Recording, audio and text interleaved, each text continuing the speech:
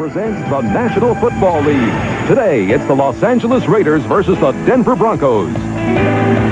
December chill has hit the mile-high city of Denver, Colorado. A 6-degree chill factor, 35 degrees on the thermometer, and winds gusting to 40. It's cold here today, but if you want to think Super Bowl, you better start getting hot in December. The Raiders are going to have to come through today. Schrader's going to have to come through today. No flawed performances the rest of the year, or the Raiders will suffer, and there's a lot of doubt. Schrader was injured against Kansas City as the Chiefs beat the Raiders last week to take an edge in first place in the AFC West. Let's take a look at today, where Kansas City has improved its position. 8-4 now, the standings, as they have defeated New England. That's the final, 37-7. And here's a look at the standings. Kansas City up by a half game, but does have the edge on the Raiders, even should the Raiders beat Denver today, in that they've won both meetings. Kansas City over Los Angeles. Denver will get the ball first. 3-8 for the Super Bowl champions of Dan Reeves. And the motivation today, home crowd, try to please them, but more so, they just don't like that team in black and silver. Dan Reeves admitting he's never liked them, he hates them, and has kept no secret in that regard. Out come Blake Ezor from Michigan State, breaks away from a tackle or two, and hustles out to the 27-yard line. And here come the Broncos and John Elway. Elway an off-season for him. And he has a patchwork line in front of him today. Darrell Hamilton and Dave Weidel, a whole new left side, with Perry defecting and Juriga injured. Karts at center, a good one. Weidel and Lanier. There's two Weidel brothers starting 5 front. Elway with Porter, an ex-Raider, and Bobby Humphrey, McTeal and Young, the wide receivers, and Clarence Gay, the tight end. Those men go out when they go 4 wide. Winder into the backfield. Vance Johnson and Mark Jackson, the usual starters, but both are injured and did not practice much all week, but can play today. Porter flanked way out to the left side in this set. Elway guns over the middle, wide open. It's Clarence Kay to the 49-yard line. The tight end has a first down. They took advantage, Dick, of Ricky Ellison biting on a running play. Ed Robinson, number 57, is going to play outside the tight end position. There's the fake. You see Ellison, number 50, move way over, wide open. They had planned this. Elway spoke of it. Even Dan Reeves spoke of this as the one key he had for this game. The problem is they can't do that play after play. Only 1 or 2 of those a game. Beautifully executed. 12th catch of the year for Kay, who's had some problems hanging on to all the balls thrown at him. First down at the 49. Bobby Humphrey, third in the NFL in rushing, and he has about 4 on that carry against a tough team against the rush, the black and silver Raiders, and here they are. Howie Long, Bob Golick, Scott Davis, Greg Townsend, a tough front 4. The backers, Robinson, Ellison, and Benson, veterans all. McDaniel and Washington at the corners, former Bronco Mike Harden, and Eddie Anderson at safety. When they go to their nickel, the 2 linebackers go out, and 2 extra defensive back, rookie from North Carolina, Torrin Dorn, and Gary Lewis come in. There's veteran Bob Golick on the nose of Keith Karts, underrated, but one of the fine centers in the league for Denver. Second down and 6. Humphrey again finds room outside. Good move. And he's to the 34, a first down. Eddie Anderson with a tackle. Lionel Washington was there to make the stop, number 48, and he had the tackle, but Humphrey showed why he's one of the leading rushers in the NFL. When he breaks outside, you see the trap by Weidel. Now watch him breaks outside, and he makes Washington miss. Washington, one of the better support men in the league. 12 yards on that carry. Humphrey, who started brilliantly this year, the Alabama All-America, and then in the last 6 games since his sprained ankle, you see his production about half. You know, that is indicative of the entire team, isn't it, Dick? His performance, Elway's, everyone else's. Big hole on the draw off the middle, and Humphrey is to the 23-yard line, and it appears another first down. They came into this game with a beautiful plan. They're executing everything perfectly. Elway takes and just hands off to a draw, and Golick moves way to the outside, and Karts simply turns him to that side. Ellison stepped the wrong way, a huge hole. The Raiders are going to have to adjust to what Denver's doing. A lot of these plays aren't the kind you're going to continue to use throughout the game. The is having that extra time off after the Thanksgiving Day game to put some extra material in. Humphrey again in another good hole. Closes in a hurry at the 20-yard line. After a pickup of 3, veteran Jerry Robinson, 57 with a tackle. Humphrey with 31 yards already on this drive. Dave Wydell, playing his first game, pulled and he trapped Ricky Ellison beautifully. There, the top rushes starting today. Butts of San Diego, Thomas of Buffalo, and Humphrey of Denver. All AFC runners. And now Humphrey just a handful of yards away from the 900-yard mark. The Raiders aren't used to seeing a trapping style of offense. Kansas City last week used no traps. And at this point, the trapping is bothering this team. Another carry for Humphrey. Cuts back inside, and a flag goes down. Thrown by the umpire, and that usually means against the offense. And here's a little fracas. As these two teams, it doesn't matter how long you've been in the uniforms, if something brings the blood pressure up when the Raiders and the Broncos meet. Even Howie Long, who says, you know, I hate the 49ers, but I must admit that everyone is right when they say that these two teams just basically don't like each other. They openly talk about the rivalry over so many years, especially here in Denver, because Denver has a home field advantage, but the Raiders tend to come up here and play great football. Last year, when the Raiders were down, they came up here and played very well. Holding against Denver is the call.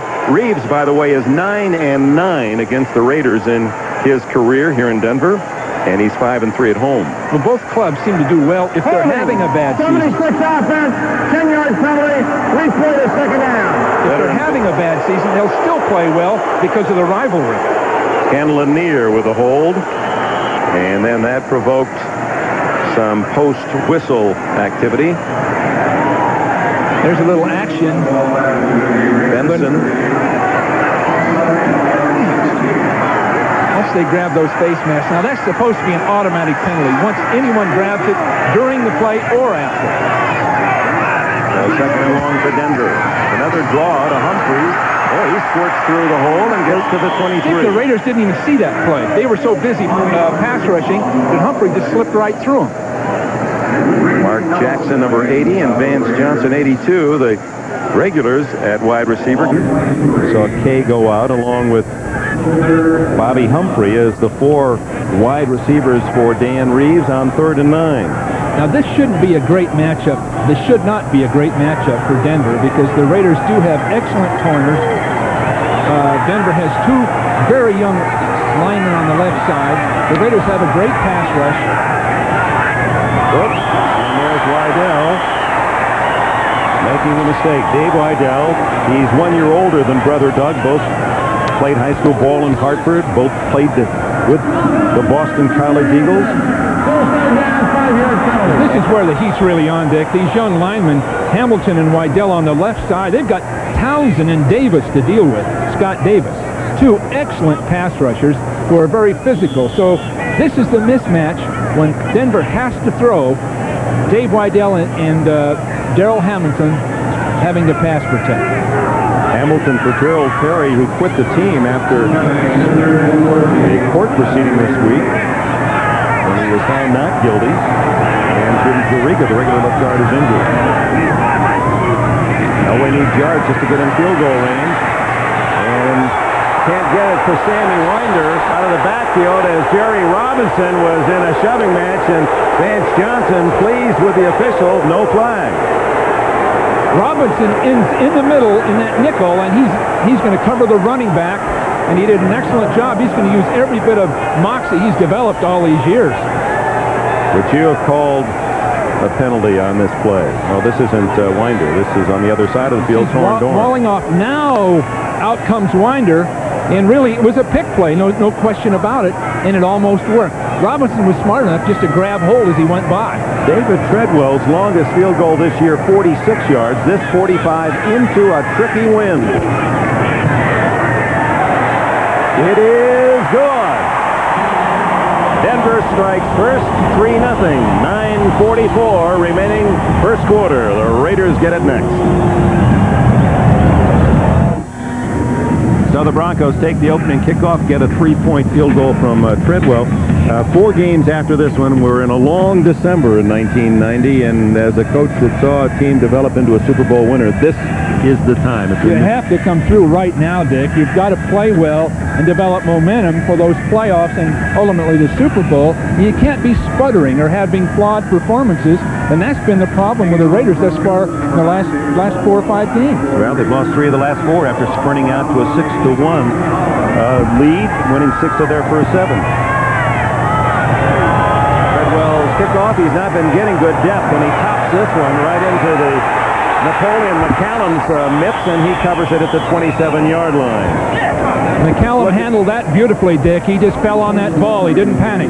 Looking at the scores, some finals in now in the early games, and Cincinnati sweeps the Steelers their 2 games. Philadelphia rallying from 24-0, but Buffalo does win today at home. Miami crushed by the Redskins. They're in overtime at Soldier Field. The Lions and Bears. Rams have beaten Cleveland. Tampa Bay a winner against Atlanta at home. Well, maybe Cincinnati is for real. They're not playing consistently, but they had 2 big wins over Pittsburgh. Jay Schrader's first throw is complete, and Lyman Henderson comes up to make the tackle after a short game. Now the late games, other than this one, Houston at Seattle, the Kingdome no score. The Jets with a field goal early at Jack Murphy Stadium in San Diego. Indianapolis, Phoenix, New Orleans, Dallas, no score. Jay Schrader, 0 for November. He did not throw a touchdown pass in the 4 games of November. And the Raiders lost 3 of the 4. Those 2 key fumbles last week really cost the Raiders the game. Second down, same play. Willie Gault tackled immediately. Is that a... No, they'd ruled it dead. No fumble at the 36-yard line, just shy of a first down. The Raiders felt coming into this game they could get those hitch passes to the outside in front of soft cornerbacks.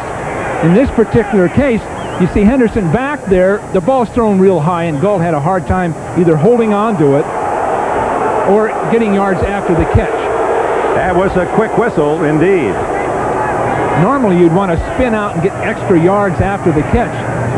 The Raiders think they can do that, but of course that's not going to be enough to win the ball game. They're just going to keep those corners guessing to the outside.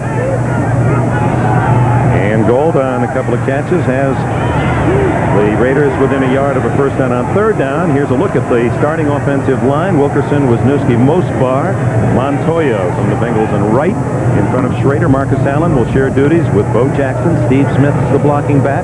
Golden Fernandez the wideouts. Ethan Horton the tight end. They've activated Mike Dial, have the Raiders, just before game time, and they go to 3 wide.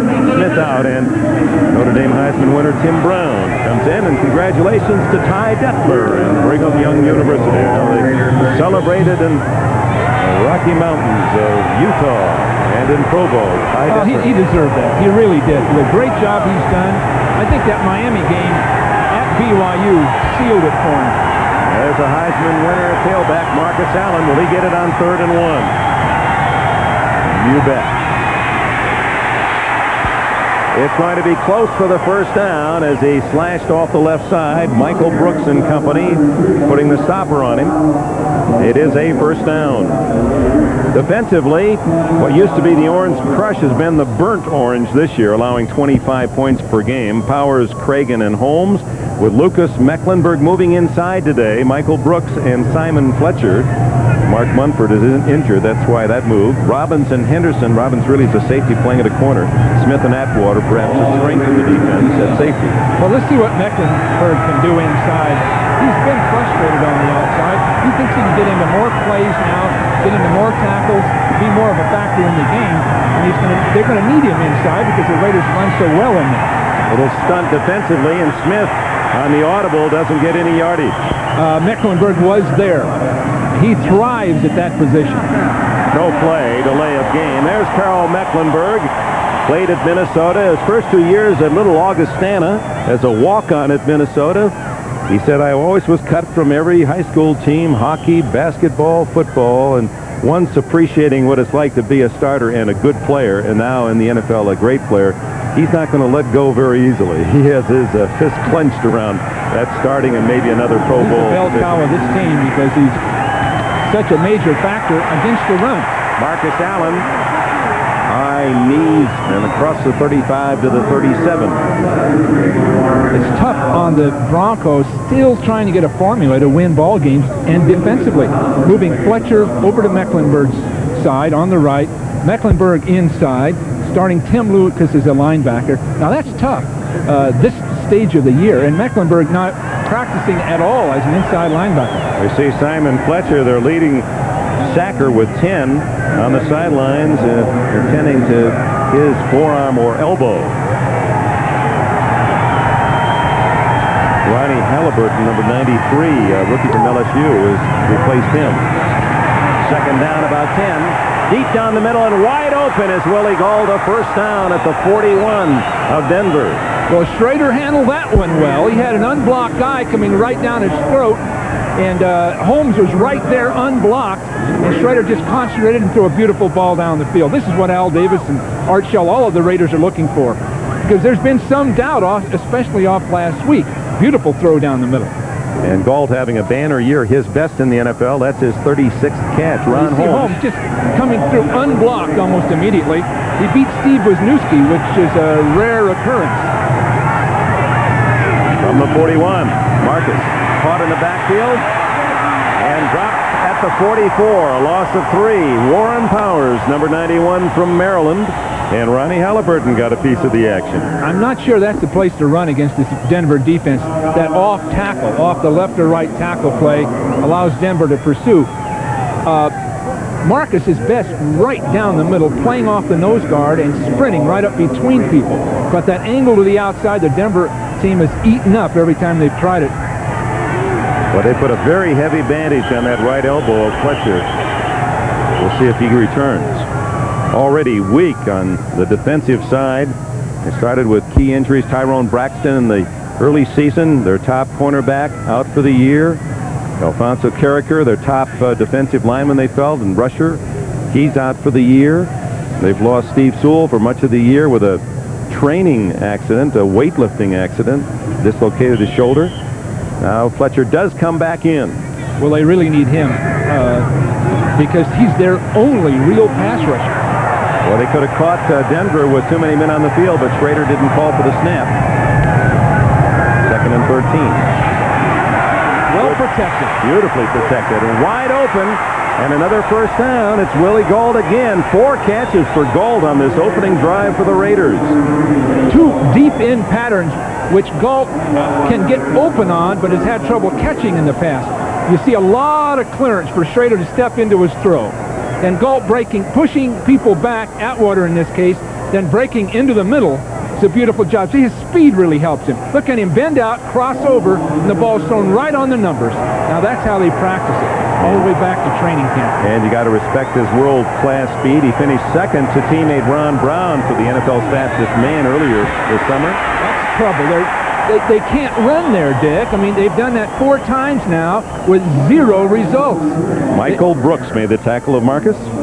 They just can't run that off-tackle play. The Denver pursuit is just too darn good. They've got to go right at them or throw the ball. 4 minutes remaining in the first quarter. Denver took the opening kickoff and settled for a 45-yard David Treadwell field goal. And now Bo Jackson and the Raiders. Bo has yet to get in on this opening drive. Marcus playing a tailback, have the ball at the 27 of Denver, 2nd and 11. I think it's 12. Too much time. What a catch by Ethan Horton as he meat hooks it at the 17. Well, we've been critical of Schrader. Everyone has, including people in the Raider organization, the team, the press. He's playing beautifully at this point. A lot of poise. I look for him to run on this play because he had absolute clearance. And look at that big hole to run through, but he does throw it over the top of a defender. And, of course, it takes an excellent catch by Horton to make the stop, but very, very well done. Horton's releasing off the line of scrimmage. He's getting a lot of people holding him up, everybody there, but finally they let go of him, and Schrader had the poise to hold the ball till he was open.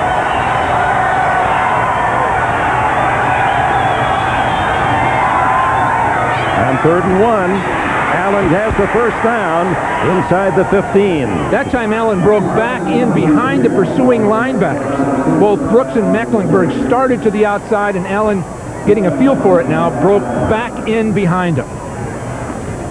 Well, the Denver defense has been a delight to opposing quarterbacks. If you take all the quarterbacks who have played against Denver this year, their combined rating is 90.3, which would rank third in the AFC. And today, Schrader is 5 for 5 on the opening drive. And that includes ball control kind of passing. So Denver's had a real problem getting the ball back from people.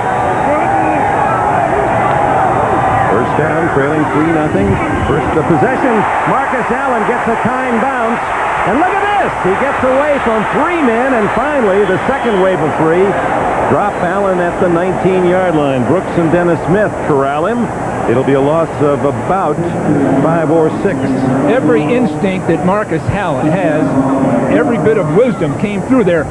Typically, a ball carrier first wouldn't pick up this ball. He took his eye off it, but now watch the wheels turn. It's the mental process of getting as much as he can back from it. A lot of people would get rattled, but he just keeps his poise. That's happened to him twice today. That inherent instinctive knowledge that he has really pays off in those situations. And second and long. Again, all day for Schrader, and he finds Horton inside the 5. Down at the 2 as Atwater saved the touchdown. Well, I can see now why the Broncos were concerned going into this game with their pass rush. There isn't any pass rush. And now Schrader, it's almost like practice for him. Horton going up the field, and Mecklenburg really cuts him off well, but look all the time that Schrader has to throw an accurate ball. Wade Phillips, the coordinator, and speaking with him about next year, they have to draft, in his opinion, a pass-rushing defensive lineman. They just don't have that facility on the team, and it's really shown up in this game. Officials with the discussion. The clock stopped with 43 seconds left in the quarter as the Raiders consuming a good chunk of time. 13th play of the drive. Over 9 minutes of possession time, and they're checking with the replay officials to see if the spot is accurate at the 2-yard line. It certainly seems to be about where Horton went down. The officials on the field ruled that the runner went down on his own volition, got up, and advanced the ball legally.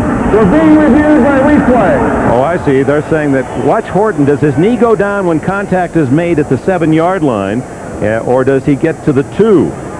And the officials ruled that there was no defensive contact. After review by the replay official, the call stands. First and goal. Right. No touch by Mecklenburg. Horton is having a great series of games, and if he can gain momentum himself, it can really make a difference throwing inside. Last week, 4 catches for almost 100 yards.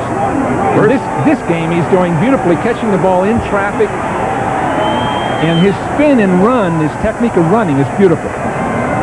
Denver hasn't stopped the opponents very often down inside that 10-yard line, only 4 times out of 39. Perhaps they're taking a second look, the review officials. Let's, while we have a moment, then bring you up to date on the other late scores. Still no action on the scoreboard in Seattle. The Jets with their field goal lead at San Diego. 10-0 Indianapolis leads Phoenix, and don't count the Colts out, huh? Those Colts are coming back. That win over the Bengals last week, playing in Cincinnati and coming up with a win in Cincinnati, thought that was a lock-on victory for them, only to get knocked off. Indianapolis, there's going to be somebody, Dick, that'll be in those playoffs that we'd written off weeks ago. Somebody's going to be there. Now they're saying there was contact back out around the 7-yard line. We've got a reversal by instant replay. He was ruled by replay down by contact on the 6-yard line. Ladies and gentlemen, this may be a part of the great history of instant replay. We had a reversal of the officials on the field, and then the instant review officials actually overruled themselves, and now we have it at the 7-yard line. Are they having an argument in the booth? 2 guys with their own... they're punching right now. They're going at it right now. Now they're trying to... It looks like A little confusion on the Raiders sideline. Looked like they were trying to call a timeout. Yeah, they did. As it should be. 41 seconds left in the quarter.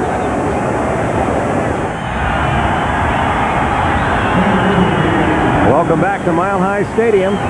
76,000 tickets sold, and most of the fans are here. A quick report: Soldier Field, Chicago in overtime wins. 50-yard touchdown pass Harbaugh to Neil Anderson after Eddie Murray of Detroit missed a 35-yard field goal for a Lion win in overtime. First and goal, 6-yard line, 3-0 Denver.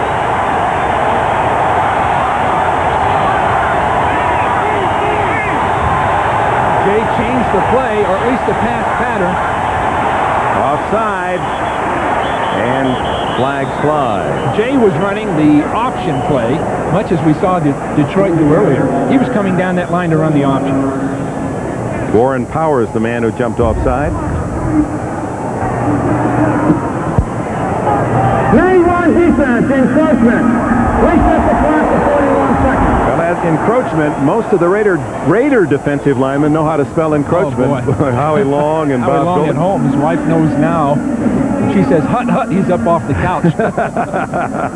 And encroachment now is in their youngsters' vocabulary for spelling. They can come in and win the spelling bee with that one. Even Bob Golick, kidding with the Denver writers during the week, said, just call me Bob Encroachment Golick, and you better know how to spell it right in the newspaper reports. So how can the Raiders win as of last week? 3 fumbles, 9 penalties, and a lot of it was related to Steve DeBerg and his snap count. Now, Elway's very good at it, but Howie Long says he knows the Elway count. He's comfortable with it. He won't have any trouble. But of all quarterbacks, John Elway's been the guy that's been driving defensive linemen crazy with his irregular cadence. 41 seconds. What's that? Gee, They want to send the clock back. if you're looking for continuity and momentum, I'd imagine the Raiders are going nuts. They can't even hit the ball snap. Yeah, the instant replay officials may have gotten the call right, but wow, what a delay. 41 seconds left in the first period. First and goal now from the 3-yard line for the Raiders as they attempt to take the lead. Final seconds of the first period. Steve Smith for a touchdown. The big fullback from Penn State has his second of the year. Well, that looked easy enough. In the goal line defense, they can move the ball. A great job of pulling by Wisniewski around to make a critical block, and Smith just followed him in the hole. Well, that was easy enough. So now the try for point as Smith puts the capper on a 13-play drive that ate up 9 minutes and a tick. And Jeff Jaeger adds the extra point. 37 seconds remain in the first quarter here in Denver. The Raiders battling to get back into a first-place tie, lead at 7-3. And that's real good. Very impressive drive, and they give Smith 4 yards on his touchdown run. 73 yards in 13 plays, 9 minutes used by the Raiders. Jaeger with a good high kick into the end zone, and it's Kevin Clark to the 16, and that's all he gets. Marcus Patterson in on the tackle. We hope you'll join us next Sunday as you see Kansas City has beaten New England to keep the pressure on the Raiders. First place in the AFC West, and there are the standings to the moment. Seattle trying to go 6-6 if they can beat Houston. And there's our lineup. Begins at 12:30 Eastern Time. Buffalo with a big win at home at Philadelphia, although they flirted with disaster after a big early lead. Seattle, Green Bay, Cleveland, Houston, New England, Pittsburgh. The late game, Denver and Kansas City. That was a terrific contest last year and was a great match earlier this year on a Monday night as Kansas City looked as if they were going to Denver win. seems to have Kansas City's number with those come from behind wins they get on them. Elway to the flat and incomplete as that ball in the wind sailed away from tight end Clarence Cage. But Elway, a year ago, remember that game when he pulled his team back against Kansas City in the last quarter. He had a terrible day, and as did the Broncos, but Kansas City didn't score enough, and Elway brought him back with that shovel pass and beat him. So I'm sure next week the Chiefs know that ominous feeling with Elway in the fourth quarter. Well, he hasn't been a second-half quarterback this year. No, he sure hasn't. Denver team has not been. 7-3, 24 seconds left for this period. And it's Humphrey dancing for a good hole and out to the 25. An 8-yard pickup.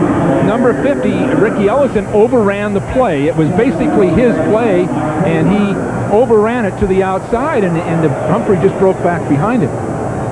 Ellison has a tendency to overrun things. He's so anxious. Now you'll see him work too far to the outside, and the ball break right back up in behind him. Now that is going to be a problem all day if that continues to happen. Number 50, well outside, way outside the ball, and he allows Doug Weidel to trap him beyond the hole. And that's the end of the first quarter. 7-3 Los Angeles. All the scores, highlights, information for you at halftime. It's Humphrey getting the call. A little quick pop on a trap, and was it enough to get the 1.5 yards they needed for a first down as we open the second period? Bob Golick read it well. Eddie Anderson, number 33, was up into that play. And what a great hitter he is. Talked to Marty Schottenheimer. He says this is the best safety in football. And he's got some darn good ones like Deron Sherry himself. But he's physical. He bench presses. I don't know how important that is. Over 500 pounds. He's explosive and quick. And that's sort of the new mold of the NFL football player. That big safety who's sitting back there watching the ball and can come up between people and make the big hits, a la Ronnie Lott or Fulcher. And it denies the first down by that much. From the Wildcats of Fort Valley State, Eddie Anderson. Now you see Eddie come flying into that play. He didn't have to make that stop, but he's always there. He reads that play beautifully, right in the middle of it, ready to finish people off.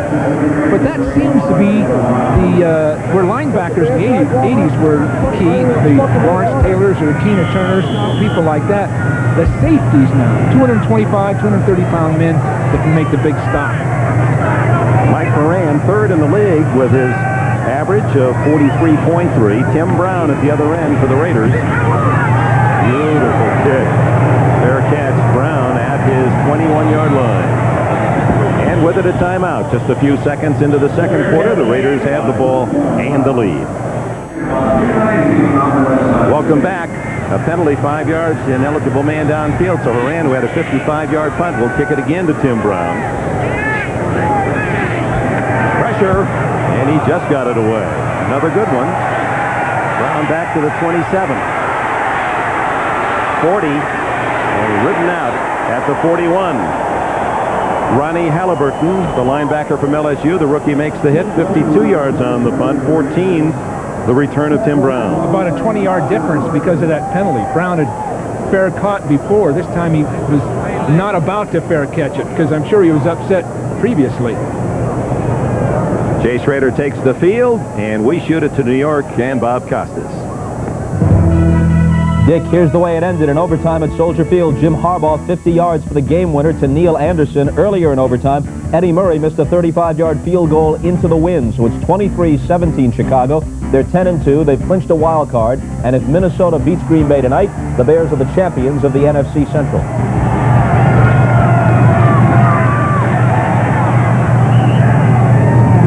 And Steve Smith, first down, is out to the 44-yard line.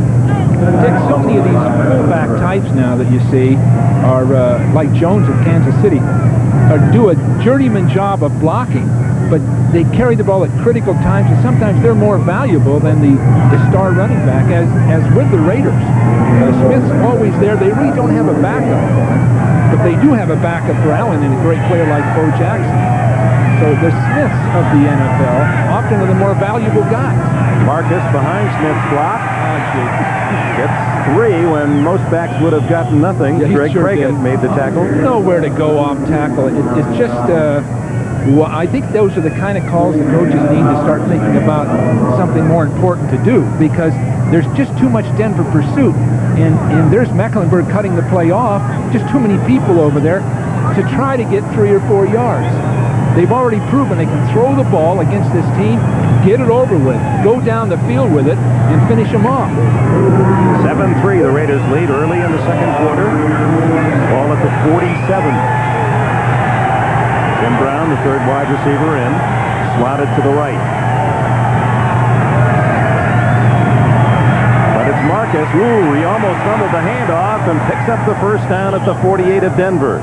He was carrying that ball riding on his hip before he had full control. It was a sprint draw, as they call it, where Schrader starts hard to his right, and Marcus Allen just sits there and waits for him. See him waiting, then breaking it back. And if Marcus was running right toward us, that would have been the hole, but Steve Atwater was plugging it from a safety position. Broncos unable to stop the Raiders yet on their two possessions, and Jay Schrader, under center Don Mospar, is 6-4-6 passing in this first half. Changing the play.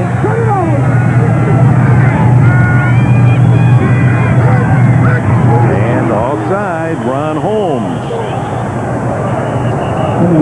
Oh, there's no reason to move.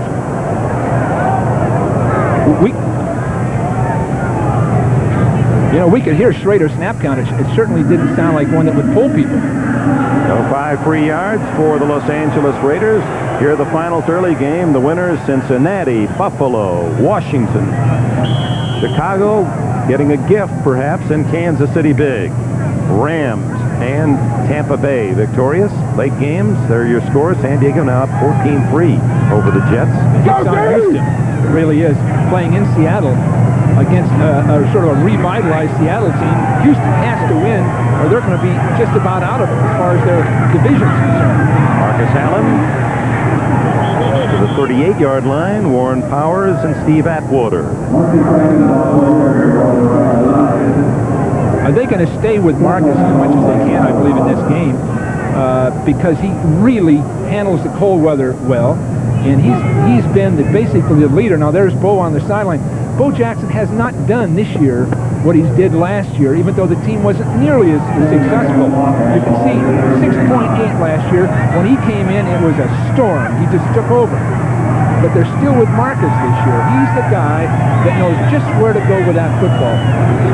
And there goes Allen right into the teeth of the Denver defense, looking for a yard and a first down. Last week, Bo Jackson missed 2 pass protections that really got Schrader hit. And they don't talk much about it. Naturally, he's such a great star and very visible with everybody. But he completely missed an assignment, and Schrader took 5 sacks, 2 of them because Bo wasn't there. So some of these things are rather subtle to the public, but the coaches and players know. Well, the contribution when the Raiders win, though, is obvious when you saw that last graphic. And when they lose, Jackson doesn't get the ball as often, and he is certainly not as productive. And it's tough to be on that sideline. It's really cold today. And to stand there and freeze and then suddenly jump and go right in the game is really tough. First down. Allen making it by inches. How deep he is, 8 yards behind the center.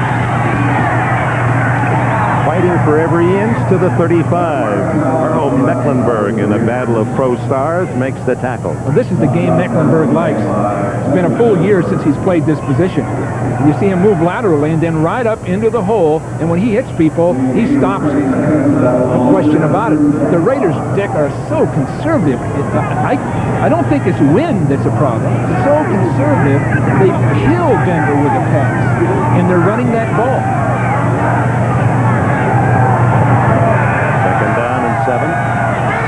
7-3 Raiders. Gold had 4 catches on the opening drive. This is Steve Smith. And he gets 2 or 3 off tackle.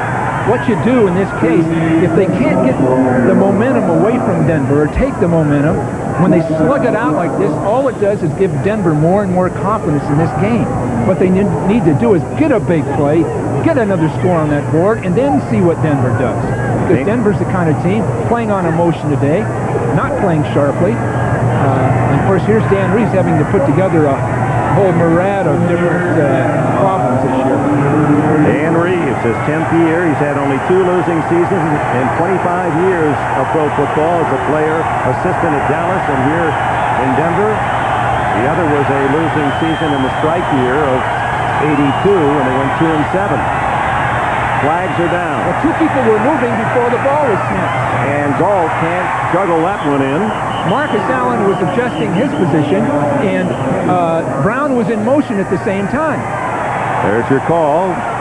Motion penalty that'll be declined by Denver as the pass incomplete. Illegal motion. Number 32 had not set while the man went in motion. Penalty refused. Fourth down. That's all on Marcus. Marcus has to be set. But the Raiders, Dick, played it so darn conservatively in this drive, it came down to 1 third down play instead of going after Denver. So now they're punting the ball. And the longer they go without a score, the better Denver's chances are. But that is almost contradictory to the Raider image, isn't it? To go downfield, go for the big play, and all of a sudden this year they have been more conservative. There's been less of that so-called vertical game. Well, this is the game they could use it because Denver hasn't shown any pass rush to disrupt the quarterback in Schrader, and Schrader needs a good day. There's Gossett aiming for the corner, and he hits it. A beautiful kick at the 2, 3, 4-yard line, they mark it. So Denver, when we return, will start deep in their own end.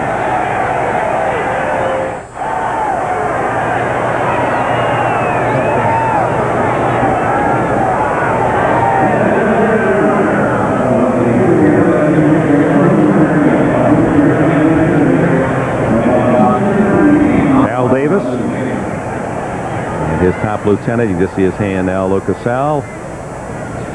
Well, Al Davis knows he's close. He knows his organization is so close, and he just needs performances from some of these key guys because the pieces are there. They're not perfectly in place yet, but they're there. But a loss here or another loss or two, they'd have to wait another year to get the job done. I think he believes he can get it done this year, provided some guys start, and this thing gets into sync because last week, Dick, as you saw, the Raiders out-game Kansas City, and they lose the game on a number of fluky kind of mistakes on their part. Houston has kicked a field goal in the second quarter to take a 3-0 lead. No other changes in the late game. Well, New Orleans has a field goal and has a 3-0 lead at Dallas. Dan Reeves. Tough season for him. 3 out of 4 years he takes his team to the Super Bowl. That looked pretty good on any resume, and suddenly you'd think he just doesn't know how to coach this game this year because he's 3-8. Well, the impact the Broncos have on this metropolitan area is unbelievable. I was trying to buy some tennis shoes yesterday. I said, "Where's the business?" He says, "No business. Everybody's down. Everybody's depressed. The Broncos aren't doing well this year." So Dan has to worry about selling tennis shoes as well as coach his team. Bobby Humphrey gets out to the 6 or 7 yard line. And it's not only that, even the real estate market apparently is being impacted by the Broncos' failure to win. And, of course, this historically has been television's best market for pro football in terms of ratings. Look at this. Home sales, this yesterday's Denver Post. Warm weather, dismal Broncos season cited for the climb in November because people are out in their cars looking for houses. Instead of watching the game. That was the front page of the business section. You know, when I was shopping yesterday, I just visiting with some people about the holiday season and the music that was playing, and they said, "How can we have a holiday season? We're so depressed because the Broncos are losing." So everything's dependent on this team and this community. Sammy Winder, rather hesitant effort around the right side. Eddie Anderson makes the hit at the 9-yard line. Well, you're tested during your career as a coach, and this is Dan's big test as far as how his team is doing this year, and then dealing with all the forces that have worked on his efforts. It's been a number of very specific factors that have made a difference. Well, as you can well attest, this is where you really learn about yourself, your team, your organization when you're losing, not necessarily when you're winning. 3rd and 5 for Elway, the shotgun, and the throw complete to Michael Young. And the 6th-year wide receiver from UCLA has a first down. He was very ill this week, had the flu. In fact, yesterday could barely walk, but in there because Vance Johnson and Mark Jackson are both hurt. Runs a slanting pattern. Elway discussed with us his need to throw the 3-step pattern, which are slants and quick patterns, or the 5-step patterns, which are hooking patterns. related to the number of steps he takes before he throws, or the play pass. But they don't want to drop back deep and throw because the pass rush is just too much for their offensive line. What is first down? There's another mistake. The left tackle, Beryl Hamilton, who is playing for Gerald Perry. But Dan Reeves, and he spent about an hour with us yesterday, and you have to admire the toughness of this man. He knows the sport, loves it, aggressive, and yet through all of that, he said, I asked him, I said, who's been your counsel? Is it your old buddy Ditka? Who do you talk to in your tough times? He said, my wife, Pam Reeves. We've been married 26 years. And he said, you know, I love her more today than I ever had. And I thought, with all of the bombs exploding around him from the press, even his own players, that Dan was able to look almost with a tear in his eye and say, this is the person that really counts. She can bring objectivity to all the emotional things that are going around the Broncos on and off the field. Underneath and incomplete to Terry Porter. Porter from Washington State, played a couple of years with the Raiders, limited role. You know, that Dick, there's sort of a scenario to a losing season. And there you are. You start with a hangover. You not only lose the Super Bowl, you've lost your third by even a worse massacring than the other two. And their regular preseason, Carl Mecklenburg was telling me, you know, first of all, we play 3 extra games because we were in the playoffs in January. Then we come back and we start in Tokyo, then injuries, close losses, off-field distractions, 6 criminal cases involving Denver players, Elway and Reeves not communicating. A lot of fires. Oh, Melvin Bratton, that one hit him right in the midst. Well, you can hear the crowd. They haven't heard this kind of difficulty before from a crowd. You know, there's sort of an indifferent booing. It's not that heavy booing, but it's sort of a sigh of, oh, here we go again. But that scenario is so typical of the losing season. The injuries that mount up, losing guys for the entire year, some for a given week, not knowing if they can play or not, then a series of close losses in which they lose by 1 point or lose in the last seconds of the game. And then all these controversial things coming up. Elway scrambling.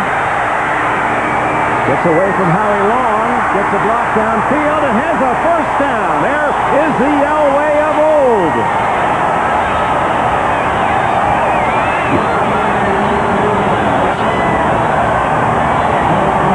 Yards. Well, this is what he's done historically to pull his team out on a key down. Now, no way he runs as fast and as quick as he used to be. He's taken a lot of punishment over the years, but that decisiveness as to what to do, and he had a big blitz coming that time, and he almost lost it with Terry McDaniel blitzing from a corner spot, but those spontaneous plays he's been famous for, he just hasn't made as often this year, and it's shown up on the score. Even at that, he's the second leading rusher. Here's their number 1 man, Bobby Humphrey, for about 5 to the 42-yard line. Tom Benson the hit. Humphrey, who was, well, there's Michael Young and a pack of Raiders. Oh, no, that's Shannon Sharp from Savannah State, the rookie. And down is Lionel Washington of Los Angeles. It could have been just a helmet-to-helmet kind of concussion that may put him out for a few plays. Still 7-3, under 5 left in the half. Now you'll see the pulling guard, Wydell, Porter leading through, and Humphrey bouncing it outside. It looks very good, but then watch the collision that occurs with Washington and Humphrey right there. You'll see that, and that is basically a concussion that can sort of rattle you. Washington left the field under his own power, just dazed on that hit. Here's Humphrey cutting back inside, a la Marcus Allen, his idol. In fact, said I look forward to playing the Raiders because I get to see the man that I tried to pattern my style after, and there he is. Not a bad man to follow in many ways, not only as a player but as a citizen. On and off the field, Marcus is the ultimate in a football player and a professional, a true professional. And I think, honestly, I think Bobby Humphrey needs a lot of maturing on and off the field. He really does. He has the same style as Marcus, and hopefully in his case, the same kind of abilities. But the consistency you need, the concentration you need, Bobby Humphrey isn't involved in their passing game. What a catch! Michael Young, a diving grab. He was an outstanding baseball outfielder in college. In fact, had thoughts of a major league career. That was a diving play in the alley. There's that quick pass that Elway was talking about. 3 steps and throw the slant. And he hummed it. First down at the 45. Young's second catch. And they wanted to work on Gary Lewis and you'll see later Torrin Dorn, 2 younger players. These are the guys that the Broncos wanted to work on going into this game. Lionel Washington is okay. He's up right on the line of scrimmage as the cornerback on the far side of the field. Quickie, the cave, and the tight end bowls to the 26. This is the play they opened the game with that was wide open, and they waited and timed it beautifully. Now what they did was pull a guard, and then they'll pull the left guard, and Ricky Ellison will go flying. Then they'll release the tight inside of Robinson, the tight end, and you'll see a big hole develop inside. There goes Ricky Ellison, and now there's the throw. Just inside. It was beautifully executed. One of the few plays they felt they had specifically for this Raider defense. In other words, Ellison is reading the guard and figures running play when he pulls, and then they just shoot right in behind him. Ricky is so aggressive. Humphrey reversing his field to make a few yards out of a tough spot as we go back to our NBC 10-minute ticker, and Houston leading 3-0. Before halftime, Jets get a touchdown back at San Diego. Indianapolis by 7, and New Orleans a field goal lead. Watch out for Indianapolis. It sounds crazy because they were so bad, almost pathetic early in the year, but they seem to have it together. They'd go 6-6 with a win today, and who knows about the wild card with that extra deal this year. 4 in the wild card picture instead of 2. And we're down already to the 2-minute timeout. Denver trying to regain the lead. Just to complete some unfinished business, the wild card picture, of course, an extra wild card team for each of the AFC and NFC conferences, so that one of the conference or division winners will play a wild card team, and the other 2 wild cards will play. You know, you can see some momentum being built up by some of those unlikely teams. Johnson for the touchdown.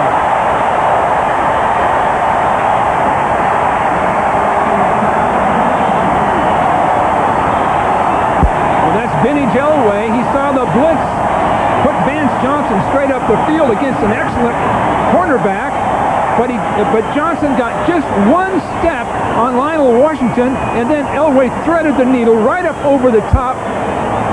Beautiful catch, beautiful throw. Now that's why Denver's been so successful in past years. Those kinds of plays. Only his 3rd touchdown of the year for Vance Johnson. Acrobatic catch, that fine leap for a former NCAA long jump champion. That's part of his great talent. But you know, Dick, the Raiders have let the Broncos back in the game. And now the Raiders have 1:55 to try to come back. It's 10-7, Dan Reeves' Denver team. Quite a drive for the Broncos, 96 yards and 12 plays. A key play was Elway's scramble for 18 yards on 3rd and long deep in his own end, and finally Johnson with a touchdown. As Treadwell line drives one toward Ron Brown, picked off by Jamie Holland, who's cut in front of Brown, and Holland is to the 27-yard line. 1:49 left for the Raiders to come back. They have relinquished the lead. Timeout, 10-7. Elway saw the blitz coming. He saw single coverage down the field, so he runs a beautiful pass play with Johnson over the top for the touchdown. Look at the touch of the throw itself. Right up over the top of everybody where Johnson can reach out. In this case, Washington can't make a play on the ball. But the Raiders let the Broncos back in the game. Here's Bo, his first carry of the game. And dragged down from behind by Mecklenburg at the 35-yard line. A pickup of about 8. Well, that's what Bo does best.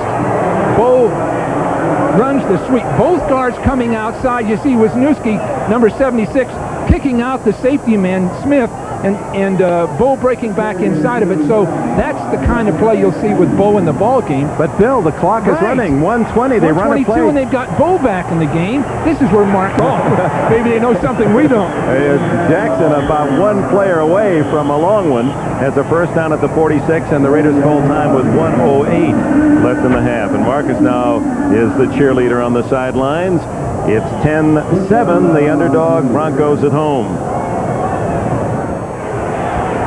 A day with a chill factor under 10, a team that's 3-8, and yet you don't see many empty seats here at Mile High Stadium. He's faithful of pro football. Watch as in the final minute of the first half, Schrader goes to work, and there's another wide open receiver, Mervin Fernandez, and a first down inside the Denver 40-yard line. Well, there is a formula for the Raiders to win today, because Schrader is getting all the time he needs. Fernandez is running a comeback pattern, sprinting down the field, then cutting it off, wide open, down the field. Robbins, a safety man, trying to cover him, a safety trying to cover him, playing corner today. That's the formula to win. No question about it. With a minute left in the half, the Raiders need a score right now. Fernandez' first catch of today, his 39th. Put 22 seconds back on the 25-second clock. Put 22 seconds back up there. Thank you. Little clock trouble Play the today. sideline is being reviewed. Gene Barth, the referee. Apparently Fernandez close to the sidelines. We'll give you the results of that. But first, to Bob Costas in New York. Dick, just before halftime at the Kingdome, here's Chris Warren on the sweep, 1-yard touchdown run. Seattle takes a 7-3 lead to the locker room against Houston. The Oilers need to win to keep up with the Bengals atop the AFC Central. Oilers enter at 6-5. Bengals are 7-5 after beating Pittsburgh earlier. Dick? All right, Bob, and here is a look at what the instant replay officials were discerning, and it appears Fernandez well inside the line. No problem there. But all the time Schrader had. First down, trailing 10-7. A lot of time. Finally, it breaks down, and the first sack of the day goes to Tim Lucas. His first, perhaps, as a pro. He's been a special teams guy in his 4 years here out of California as a free agent. Warren Powers got a piece of it as well. Jay Schrader had the ball 5 full seconds before he threw it that time. And the clock is running. They don't call time here. And on second down, it looked like Bo Jackson left. I'm not sure he had somebody to block or not. But now they'll get time. They can make a play. They have enough time to get 3 points out of this play. Well, they're certainly casual about it, however. Screen knocked away and almost intercepted by Ron Holmes, the veteran from Washington. That's the lack of pass rush. They try to screen without a pass rush. Ron Holmes was still on the line of scrimmage. You'll see him right in front of us, being blocked, completely blocked, and then he just reaches out and taps the ball because he hasn't gone anywhere yet. The whole idea of the screen is to get 3 or 4 men in on the quarterback and throw over them. The only man that penetrated was Mecklenburg. So 3rd and 17, 26 seconds for Schrader to try to at least get into field position for a three-pointer. Look for Willie Gall, number 83, at the bottom of the screen to run down 20 yards and break back to the inside. Schrader rolling to that triple left formation and hits Horton, the tight end, at the 39-yard line. That won't be good enough for a first down. Clock running. And Schrader apparently will not try to stop it other than to bring, well, now he does with 14 seconds left. And 10-7 Denver.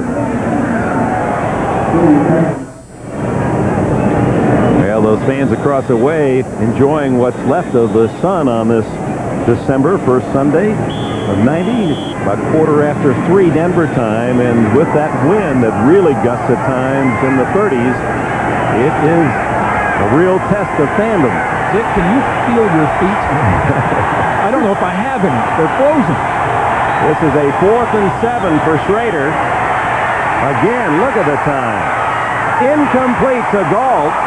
And with 8 seconds left, the Broncos have held and take over on downs. Well, the Raiders will have 30 minutes to stay in the race. It's that simple. They got 30 minutes, and Art Shell, in visiting with him before the game, he said it last week, now this week. A 5-game season is what it is. It's a 5-game season. Now it's a 4.5 season. Ron Holmes, as you can see, number 90, broke up the play. The big defensive end was able to tip Schrader's pass intended for goal. One of the problems with the Broncos is a lack of pass rush, but Holmes, around the line of scrimmage, has made 2 plays. Well, at the 37, Dan Reeves has 8 seconds. Will Elway cut along and loose, hoping that maybe a receiver can get out of bounds, and a long field goal try, or will they play it safe? They'll play it safe. Fans don't like a flag goes down, so hold on. There's a flag on the play. The linesman across the way tossed a flag. Both teams are heading for the warmth of the locker room. In this case, it's really Going to have a tough time getting him back. There's no foul on the play. No foul on the play. That's we don't play wrong, but there's no foul. And we will have more halftime after we pause for these words from your local station. 30-year-old John Elway, a former Yankee minor league outfielder, tuning up along the sidelines, and it was Elway's legs and arm that led to the touchdown drive that gives the Broncos the lead 10-7 here at the intermission.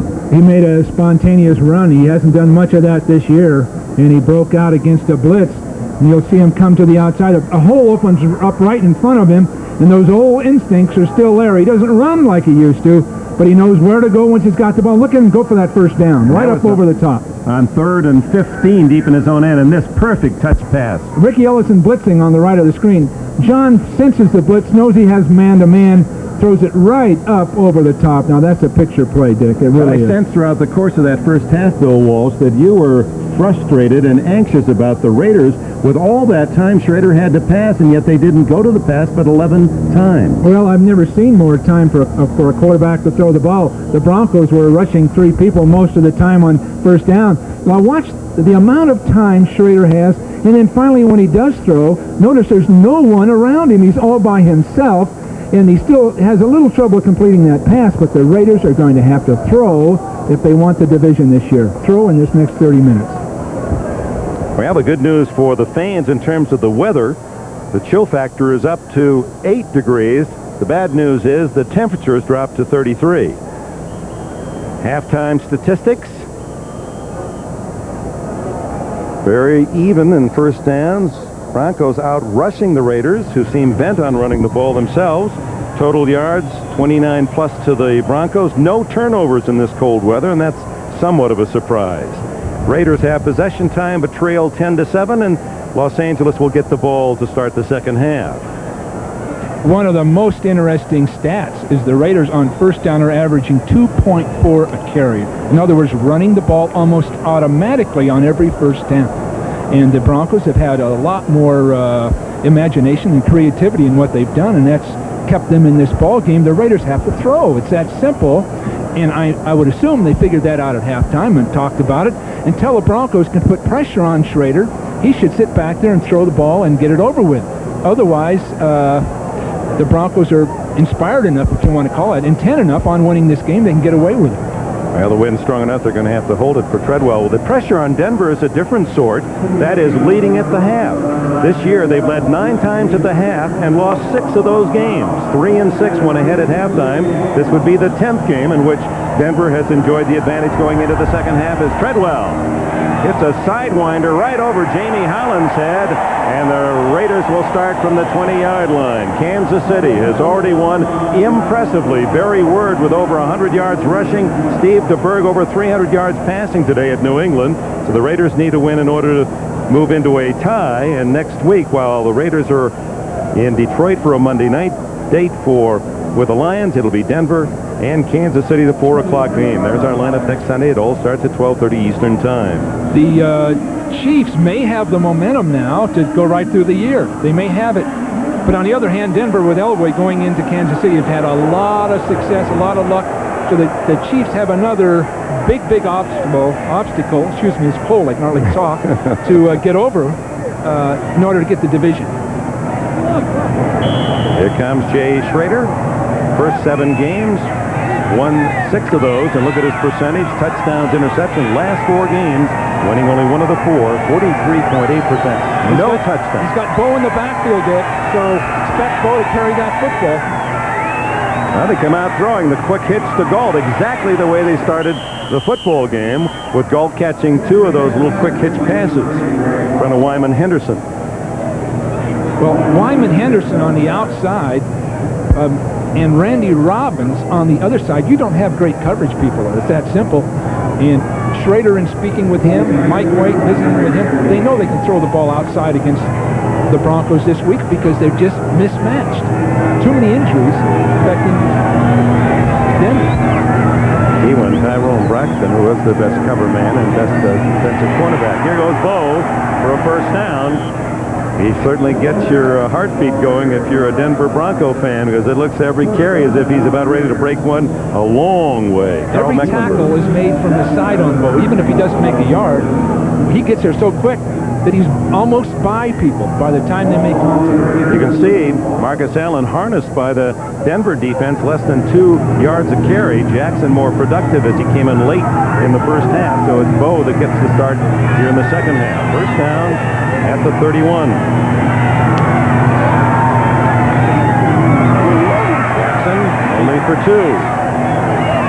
Go ahead and say it, Bill.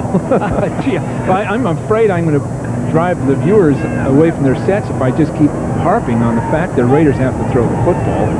They've got everything hanging in the balance here. They've got to win this game. A lot of teams are creeping up, like Indianapolis.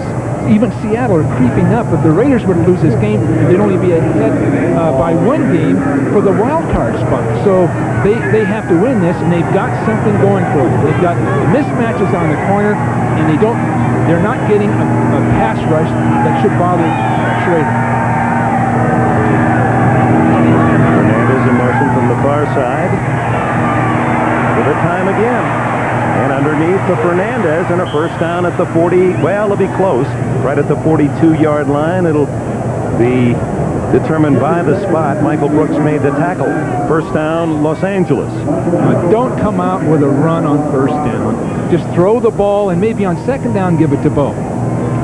Mike acting like I like this. No, I like to hear this. Indeed, along with the weakness at the corners on the cover, today with the injuries to Mark Munford and Simon Fletcher, Dan Reeves is playing 2 outside linebackers, Tim Lucas and Ronnie Halliburton, that are inexperienced. Oh, there it is. And too far for Willie Gold.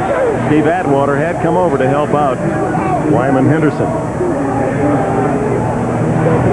Don Mospar, the center. Let's watch him at work against Cragen, 2 Pro Bowl types.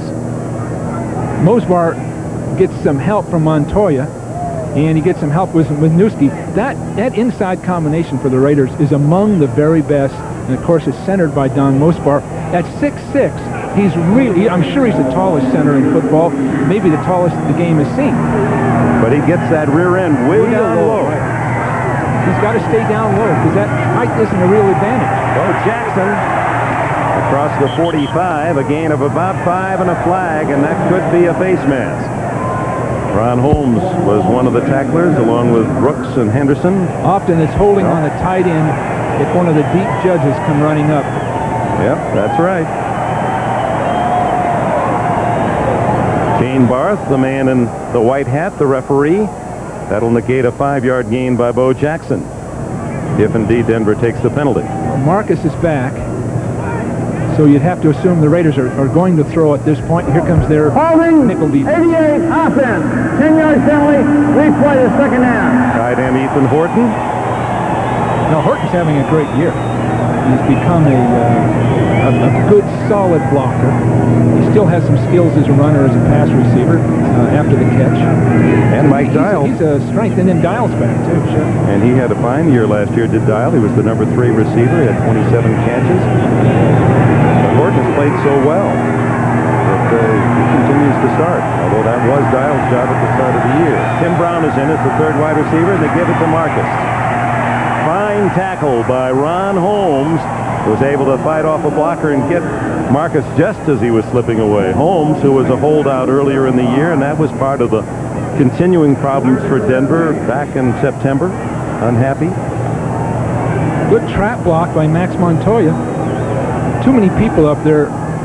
Good example of someone like Steve Atwater, number 27. He plays linebacker in a nickel defense. And here's a safety. That's that kind of athlete I've been talking about. There's Atwater almost in a linebacker position. They never blitz out of this. No, don't blitz. Just man-to-man. Third and 17 deep. An intercept drop. Dennis Smith right in his hands as Tim Brown, the receiver, overshot by Schrader. Well, that's the first break of the game for the Raiders, because the ball was clearly thrown too high, and it's a tough throw. A post pattern in that situation is tough, because you'll notice him getting all the protection he needs, but then throwing it over the top of Bronco defenders. That was so tough to put in there, over the top of Robbins, the number 48, who was underneath the receiver. Well, they would have gotten about the 32 on an interception. Let's see where they get it on a punt. As Jeff Gossett, averaging 38.9 on the year. Kevin Clark for the Broncos at the 20. Beautiful kick. Very high. Clark gets a nice little block, but a flag goes down with it at the 25-yard line. And the Raiders now are saying that they've stolen the ball from Clark. And it's against the Raiders anyway, so they'll have to re-kick it. Man downfield prematurely. Clark, boy, it's just contagious, isn't it? Some teams are able to get through a whole year, never lose a key player, or only a few, and others that just one after another compound. 84, illegally downfield for the kicking team. Coming refused, first down.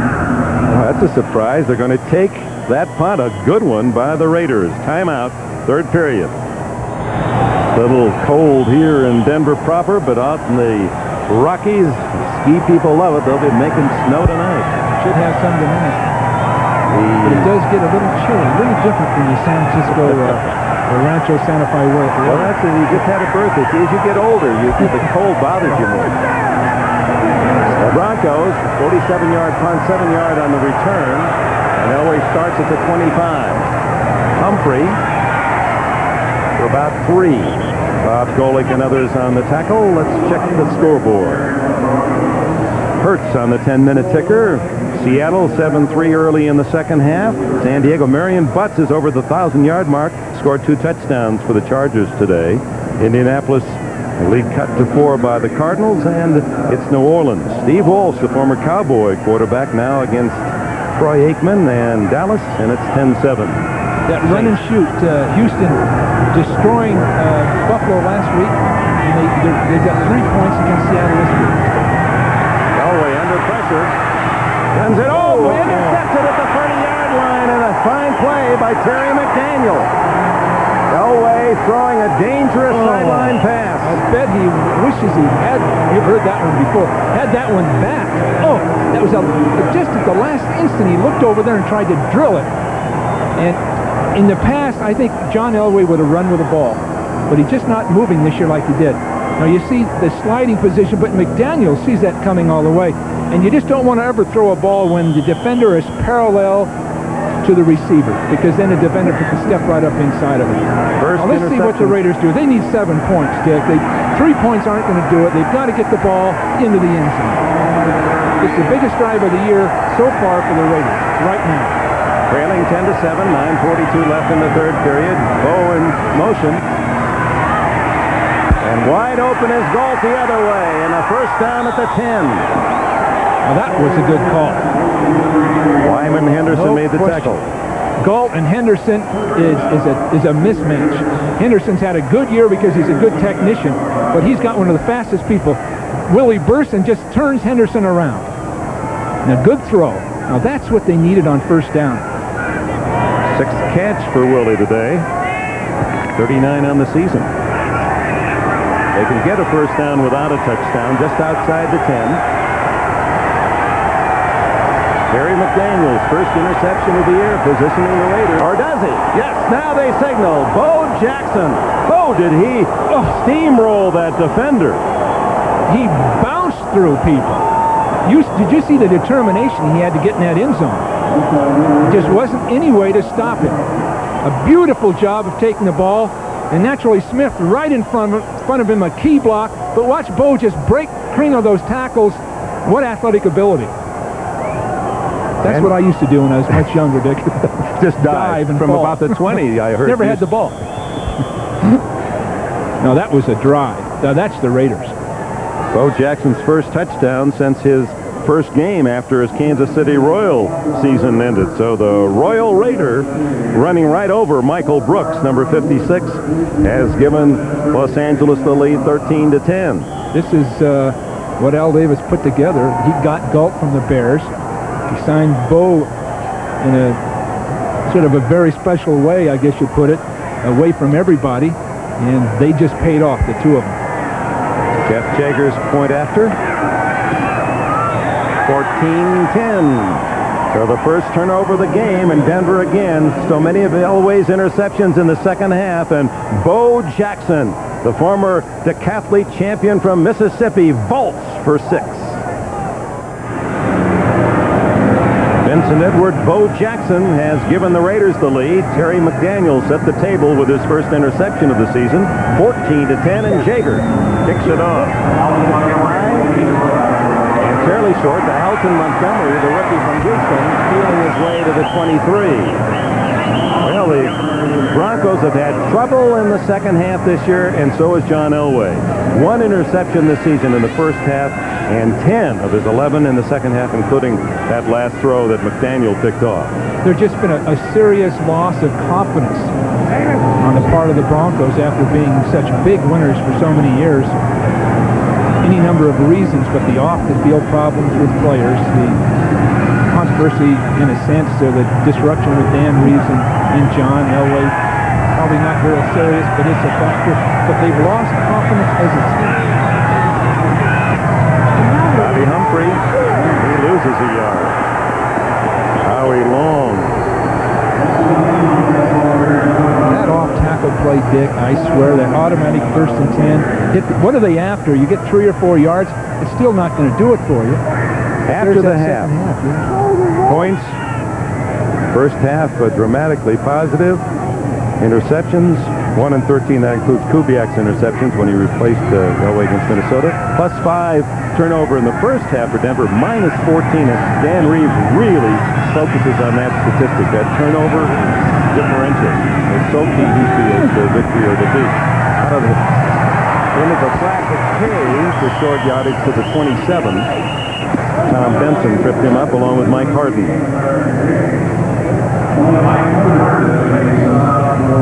Elway checking the clock, 7:49 and running. Third period. You know, Mike Harden, having played here in Denver, now with the Raiders, he's noted a loss of confidence in the team that he once played for. Just a different sort of mindset that is different than he's ever seen. Still living in town here. On third down, Elway lots of time. Now throws underneath, and it's going to be close as Mark Jackson makes the catch right at the yardstick. Jackson's first catch today. He was banged up a knee against Detroit in that Thanksgiving Day game, and Vance Johnson, who has a touchdown catch, had both a calf and a foot problem, and that was just enough for the boyish product of Chicago, Illinois, and Purdue University, Mark Jackson. You know, Darrell Hamilton, the left tackle, number 69, has done a pretty good job on Greg Townsend, the Raiders, because Townsend really hasn't impacted Elway in any way, and Townsend is the best pass rusher for the Raiders and one of the best in football. So the young guy, Darrell Hamilton, who I believe has a real future, it'll take a couple of years, but as being a very, very good offensive lineman, doing a great job. Just beating the play clock, and the throw to Kerry Porter, who has his first yards of this season as a Denver Bronco, his first catch. Here's a good look at number 69, Darrell Hamilton, with 93, who's super strong and super quick. He just gets the job done. And last week he had Derek Thomas. He's had the best people. Michael Cofer. Dent. He's had Yeah, Cofer it was. I'm sorry. We did that Thanksgiving game. And he's done reasonably well. 5 yards on that first down throw by Elway to Porter. There's the fake. Elway, Townsend rips him down. The first sack of the game for the Raiders and for Townsend, his 11th and a half on the year, one of the leaders in the NFL. Darrell Hamilton had to block aggressively that time for the first time because they were faking a run. You see him block down to the inside, and a guard, Rydell, come out to try to get Townsend. So it wasn't Hamilton, it was Rydell pulling and expecting to pass protect once he got there. That's the same play that Denver had 2 good gains with earlier. This time the Raiders were ready. Those special plays you can only go to, maybe 1 or 2 times a game. After that, the defense usually has it figured out. So 3rd and long and shotgun Elway. Down the middle. Oh, what a catch! Sliding under 3 Raiders, Ricky Nattiel. The Raiders thought he trapped it. How did the ball get in there?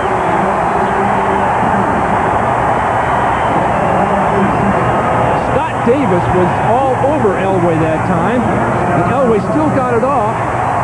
Good move, Washington in behind it. Looks like he got it. He got it. What a throw. It's the only spot where it could have been complete. Lionel Washington again with great coverage. With a good look. From that angle, you can't. Pretty tough to see from that angle. But it was a nice job of sort of sliding under the ball to get it and try to get your body or your hands underneath it. Here it is again.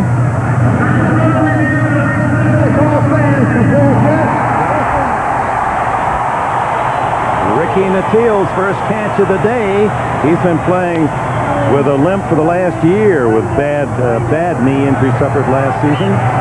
Taking some of the speed away from the former Florida star. From midfield, it's Bobby Humphrey getting 3 yards. Ricky Ellison up on top with plenty of help from the defensive line underneath. For all intents and purposes, the Denver offensive line shouldn't be able to do much with these Raiders. The Raiders are healthy, they're strong, they're determined, and Denver playing with Hamilton and Dave Rydell as an example, other people banged up, shouldn't be able to get away with it. Saw Dan Reeves. He had quite a session with his team on Monday. The first time this year, he made all the team look at the entire Thanksgiving Day game. He just felt that after looking at the film, my team didn't play hard. I thought they had played harder. He said they just really let you down. In that Detroit game, there's good completion. Terry Porter, and that has to taste sweet for him. 2 catches against his former teammates. You know, in that Detroit game, during that loss, Dan felt that the team was playing pretty well and trying hard. When he saw the tapes, he was shocked how poorly they played. So he put his whole team through it. This is a nice shot of throwing the ball inside. Porter lined up as a wide receiver, using a defensive back, safety man to cover him, and then just running a little delay pattern. Now it's Nattiel wide to the near side, and to the far side, it's Shannon Sharp, the rookie from Savannah State. He's a target. His brother Sterling, the great receiver for Green Bay. Humphrey diving off that left side of the 30, and let's go to our 10-minute Hertz ticker. These are the finals. Cincinnati winning, 2nd victory over the Steelers. Buffalo holds out against Philly. Washington over Miami. In overtime, the Bears. Kansas City pounds New England. Rams over Cleveland. It was Tampa Bay beating Atlanta. Late games, 10-3. Seattle leads Houston. San Diego by a touchdown over the Jets at home in the 3rd. Indianapolis by 4 against Phoenix in Arizona. And New Orleans now opens a 6-point advantage against the Cowboys in Dallas. And there's the former Cowboy. 24 years in football. 8 of those years, Dan Reeves was at the Super Bowl as a player and coach. And 2nd and 5. Wide open Porter. Good move. He's got a first down at the 20.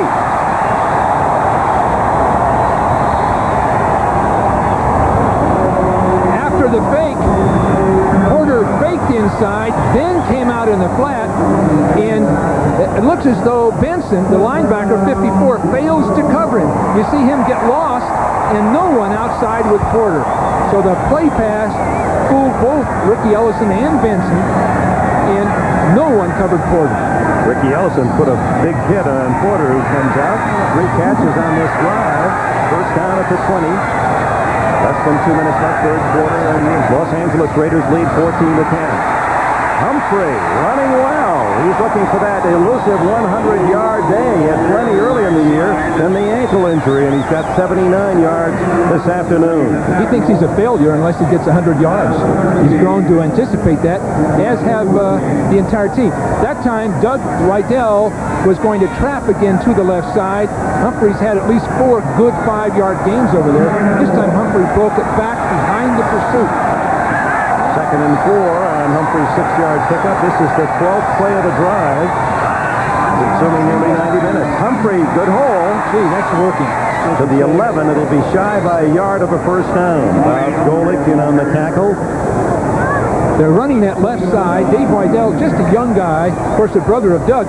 Doug's pulling and Dave is double teaming, so the two of them are working beautifully together, with Doug coming right up inside through the hole. A beautiful job.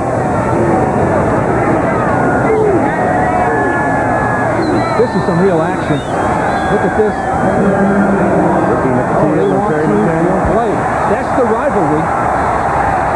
Those two contrasting uniforms and contrasting styles. 3rd and 1, Humphrey. Boy, he bangs hard in there, and inside the 10, it's a first down. Hard-earned 2 yards for Humphrey at 201 pounds. Newly West. This Denver team a lot of credit for coming out to win this ball game, just determined to play it. They could have gone in the tank like a lot of teams do as the year passes when they're out of contention. But these guys, because of an owner like Pat Bowlen and the coaching staff, just come out and play their game. Hey, this crowd, they may care too much, as you've indicated, even the economy revolving around whether the Denver Broncos win or lose. But look at the testimony to the love of this sport in this town on a very cold Sunday. You're going to have to search to find a few hundred that did not use their tickets today in this crowd of 76,000.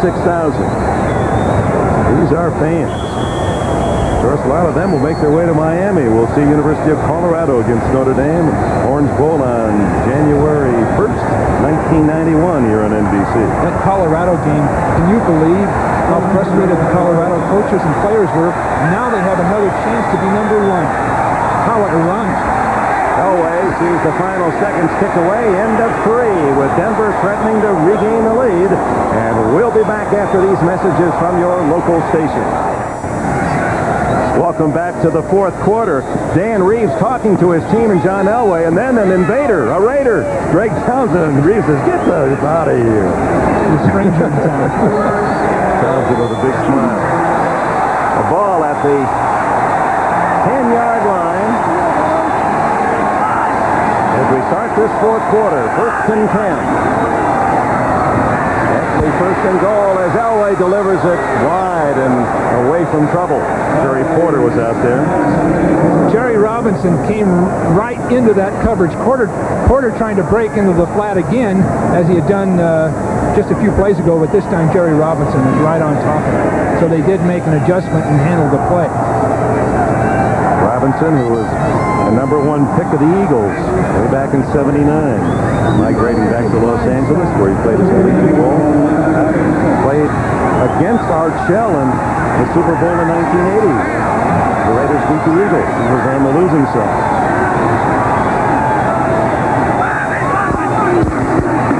Surprised to go to the running play on 2nd and long, and Humphrey didn't fool the Raiders. Well, they've hit it every play. They've made yardage every time they've tried that play in which Rydell pulls and Humphrey follows him in there.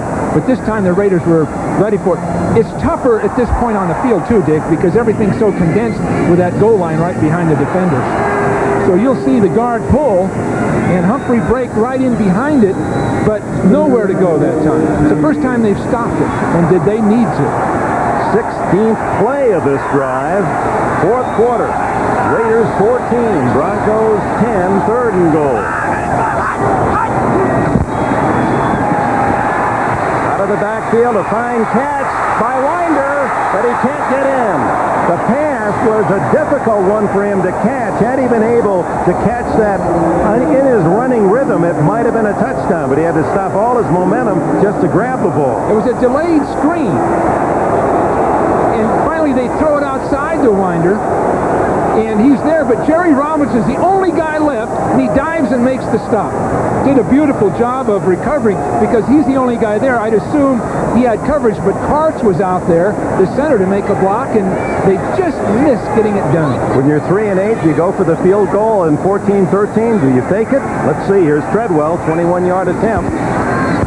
They take the easy 3. So 13 minutes, 24 seconds left. Some of the fans didn't like the call, but Reeves is within 1.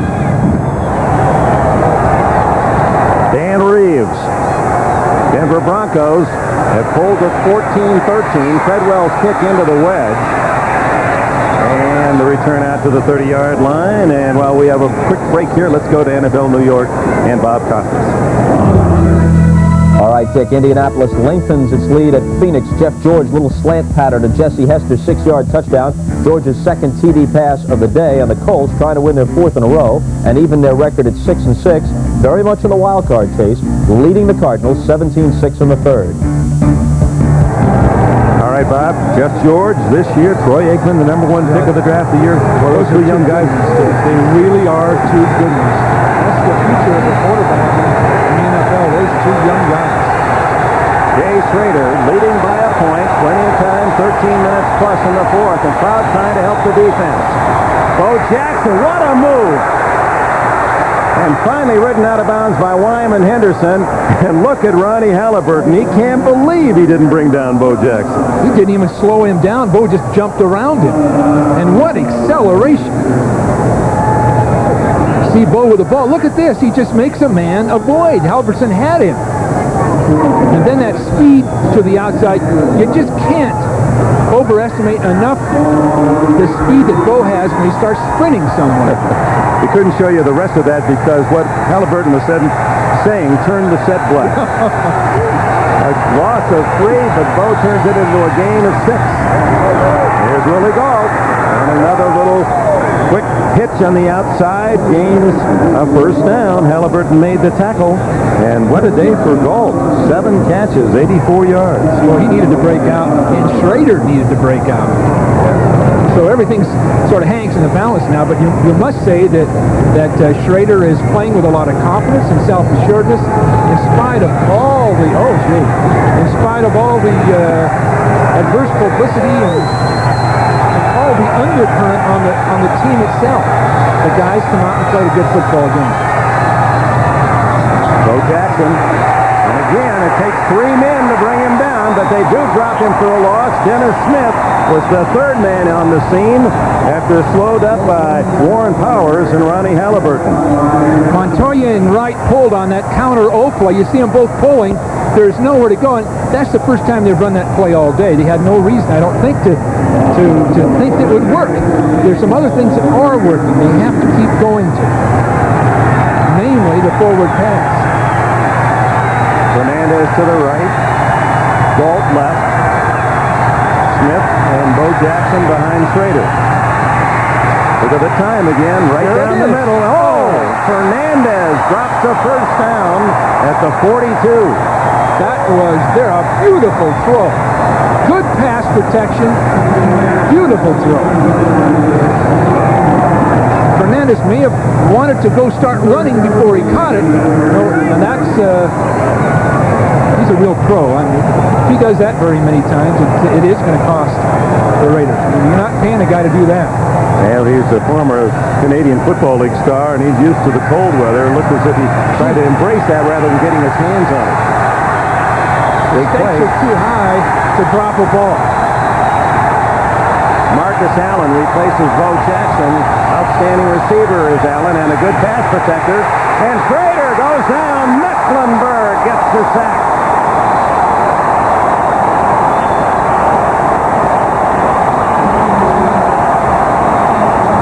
It looked like Mecklenburg came back underneath to get the stop. He came back underneath underneath. There it is. He got inside of Graves. And Dick, remember last year, talking about Graves all year, he can't handle a guy that starts up the field and comes back underneath. And he hasn't corrected that problem. Vance Johnson, injuries and all, is back to return the punt with Clark injured earlier today. Now, with 10:57 left, the Broncos are going to get the ball. Gossett, wobbly boot. Johnson, fair catch. Ooh, he had some running room. 32-yard line. 10:44 remain. And oops, there goes another scuffle. The fourth today. Flags are down. More flags fly.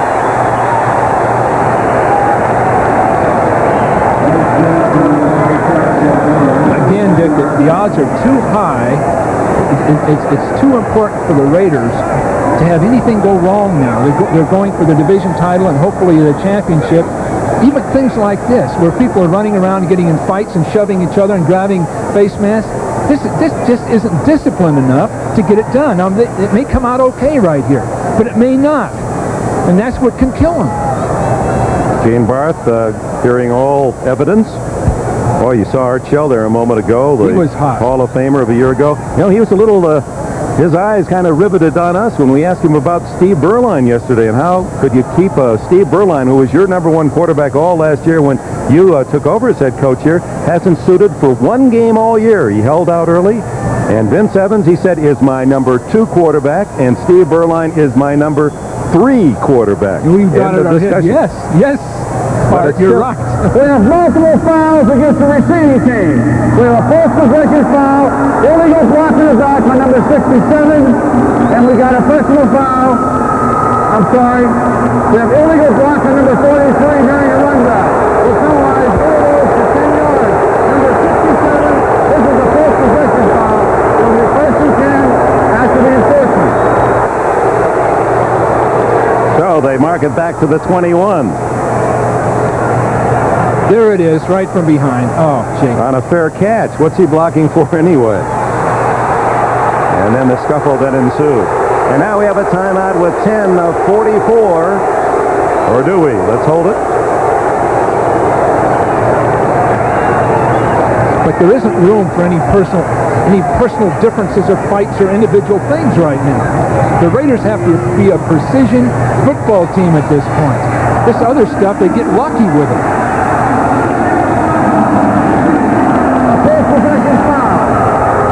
During the dead ball period, we had offsetting personal foul. Trey Offset at the dead ball spot will penalize only the false possession illegal block in the back. After the 10-yard penalty, it's first down. That should have been a 15. That was pretty close to a good old-fashioned clip, wasn't it? It sure was. But the Raiders were halfway forcing it there because how would they know this would happen? Dude, that kind of stuff, there just isn't room for it when you're going for the championship. Now the timeout. Back in Denver and a look at the Xerox 10-minute ticker. Warren Moon has just thrown a TD pass to Ennis Gibbons, 2 yards to tie it at 10. San Diego still leading 24-10. Tolliver to Anthony Miller, a touchdown there. Phoenix has just scored, so it's 17-13 Indianapolis and 14-13 Dallas over New Orleans on an 8-man pass to Johnson. Elway on first down. Goes to the tight end again for just a couple of yards. Clarence Kay on a slant to the sidelines. Well covered by the Raiders. Mike Harden. This guy Harden is really tough. The Raiders are tough. But I don't want to harp on it too much, but that fight situation just a minute ago, you don't want to let the officials decide for you whether you're right or wrong. You just want to play the game. A reminder at the end of today's broadcast, McDonald's and NBC will be announcing the Ronald McDonald Children's Charities Player of the Game. There's one of the candidates, John Elway, on second down and 7. Gets away from Howie Long.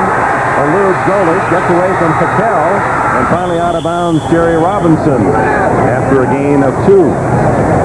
He could have lost 20 on that one. Elway, in the words of Howie Long as we chatted with him yesterday, and it was with as much empathy as a defensive lineman can have for quarterback. Howie said, you know, he's hurt, and I can just see it on the film. He's just not the same guy. He calls him John. Like there's a fraternal feeling and a respect. But you can tell he's hurting, and he is. He's not having his kind of year, and he's just moving a lot slower than he did. 8 touchdown passes, 11 interceptions for Elway this year. Now on 3rd and short. Pass is short to Mark Jackson, and Denver will have to punt. Well, now's the time for Bo Jackson to take the game over. And just for the Raiders to consume time and ram it down Denver's throat. This is the time to do it. The one interception. They don't want to lose field position. Once they get this punt, if they give it up again, Denver should get it inside their 10. The Raiders have to think of it that way. Just ram it right at them. We saw Elway lead. The one interception by McDaniel led to the Bo Jackson touchdown, which is the difference in the game, 14-13. The left-footer Haran sends up a soft spiral and a fair catch, Tim Brown at the 38-yard line of the Raiders. Look at another fight, Dick, down below us. What are they doing? There's so much on the imbalance, and these guys are ready to fight people. That was Lionel Washington, an excellent player, but why have confrontations? Get off the field, let your offense come out and win the game for you. Timeout with 9:19 to go in the 4th quarter. Raiders 14, Denver 13. Tight for the Raiders. Just a 1-point lead, 9 minutes, 19 seconds to spend to stay with Kansas City in the AFC West. 7 of the 14 AFC teams starting today tied for first place. Well, Cincinnati's moved ahead of Pittsburgh, maybe Houston in the Central. Buffalo.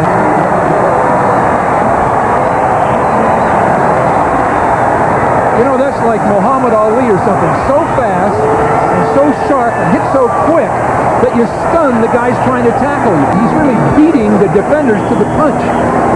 That's the greatness that this guy has as an athlete. 62-yard touchdown, barreling through the defense. Bo Jackson, who now has 99 yards and just 8 carries today and a couple of scores. Big extra point to give the Raiders the 8-point lead, and it's blocked. Very big play. So rather than leading by 2 touchdowns or more than a touchdown, Denver stays within 7 as Wyman Henderson, it appeared, blocked the extra point on a bad snap. Handle of the ball. It looks over. The snap's a little far inside, but it just wasn't handled. It's that simple. It wasn't handled. So that gives Denver hope. A touchdown extra point would tie. 9 minutes to go. So Bo Jackson stunning this crowd with a 62-yard touchdown run, breaking 4 or 5 tackles on the way to give the Raiders a 7-point lead. They could have had an 8-point advantage, but on the handling of the snap on the extra point, some loss of time, and Henderson blocks for Denver. Blake Ezor, the rookie from Michigan State, lets it go through for the touchback, and let's go back to the touchdown. Something to appreciate. Jackson like a bowling ball. He does a beautiful job. There's some excellent blocking here, but you'll see him break and then break a number of tackles and then use his speed. It's just a beautiful job all the way. Fine blocking by Wright, coming off as a right tackle and doing an excellent job. And then breaking the, he hits so hard, he actually stuns the tackler. 6 men had their hands on him. Now, mind you, 3 of them were barely a pad, a touch. But those last 2 took the blow as Marcus Allen, the first man there to hug Bo Jackson. That's one of the reasons why Marcus Allen is such a great value to any team. Does it all, including support of the team. Trailing by 7. And Humphrey to the 24. Now Denver's going to have to come up with a big play somewhere to get a good part of this yardage. I don't think they can drive 80 yards against a Raider defense. So it's going to take a 30 or 40-yard play of some kind. Most likely, obviously, the forward pass. The Broncos have not lost 5 in a row. They've come into this game 4 straight defeats. Have not lost 5 in a row since 1972, is it? 1967, 23 years ago. Always trying to get that elusive win. Not that way. It was Scott Davis flushing him ahead and Howie Long making the tackle. Davis was the guy, Dick. Scott Davis came right up inside, and John Elway wanted to throw to his left, but Davis just took and pushed his own lineman right back into it. You see him there unleashed on Elway, with Elway nowhere to go. When they come inside like that on you, you can't avoid them. As this guy improved, and of course this one's a great number 75, but Scott Davis from Illinois is becoming more and more a major league football player by the week. Major league. Now Elway, physical, dominating guy. Now we're looking right at that tough front four on 3rd and long.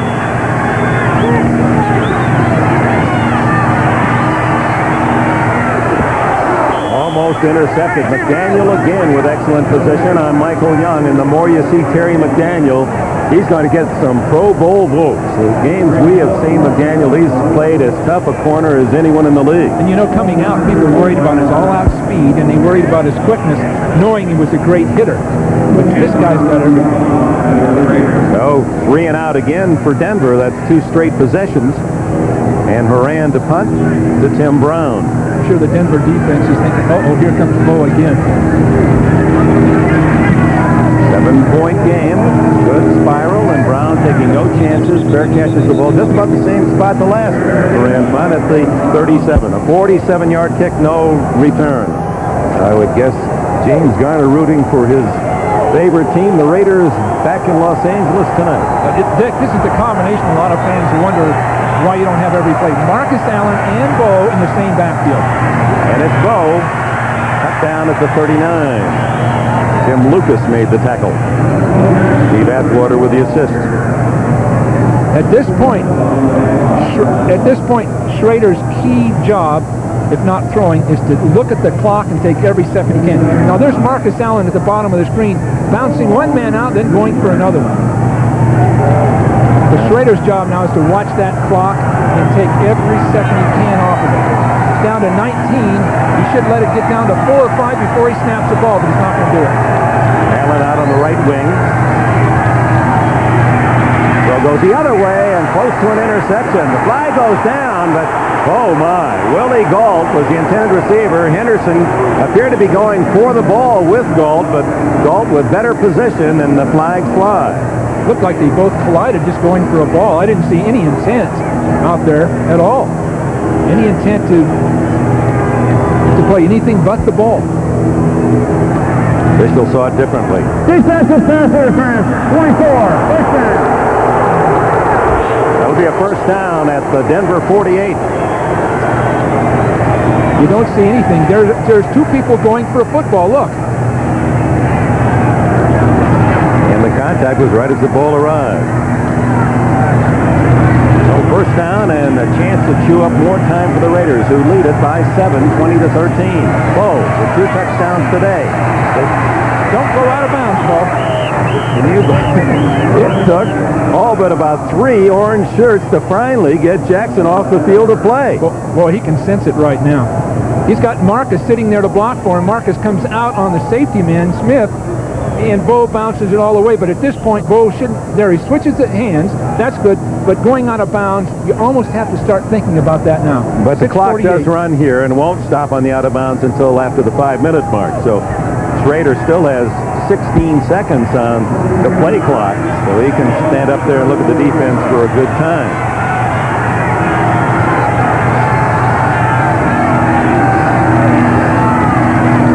Second down and 9. For Gault, that play has worked all day in front of Wyman Henderson. Plays it very loose on that corner, respecting the superior speed of Willie Gault, who now has 8 catches, 91 yards. Well, earlier I was saying go to the pass. Now I'm saying I'd say go to the run. Take every second off that clock and don't take a chance with that ball bouncing off somebody's pads and giving up an interception. Third down and 3. Short 3 at the 41.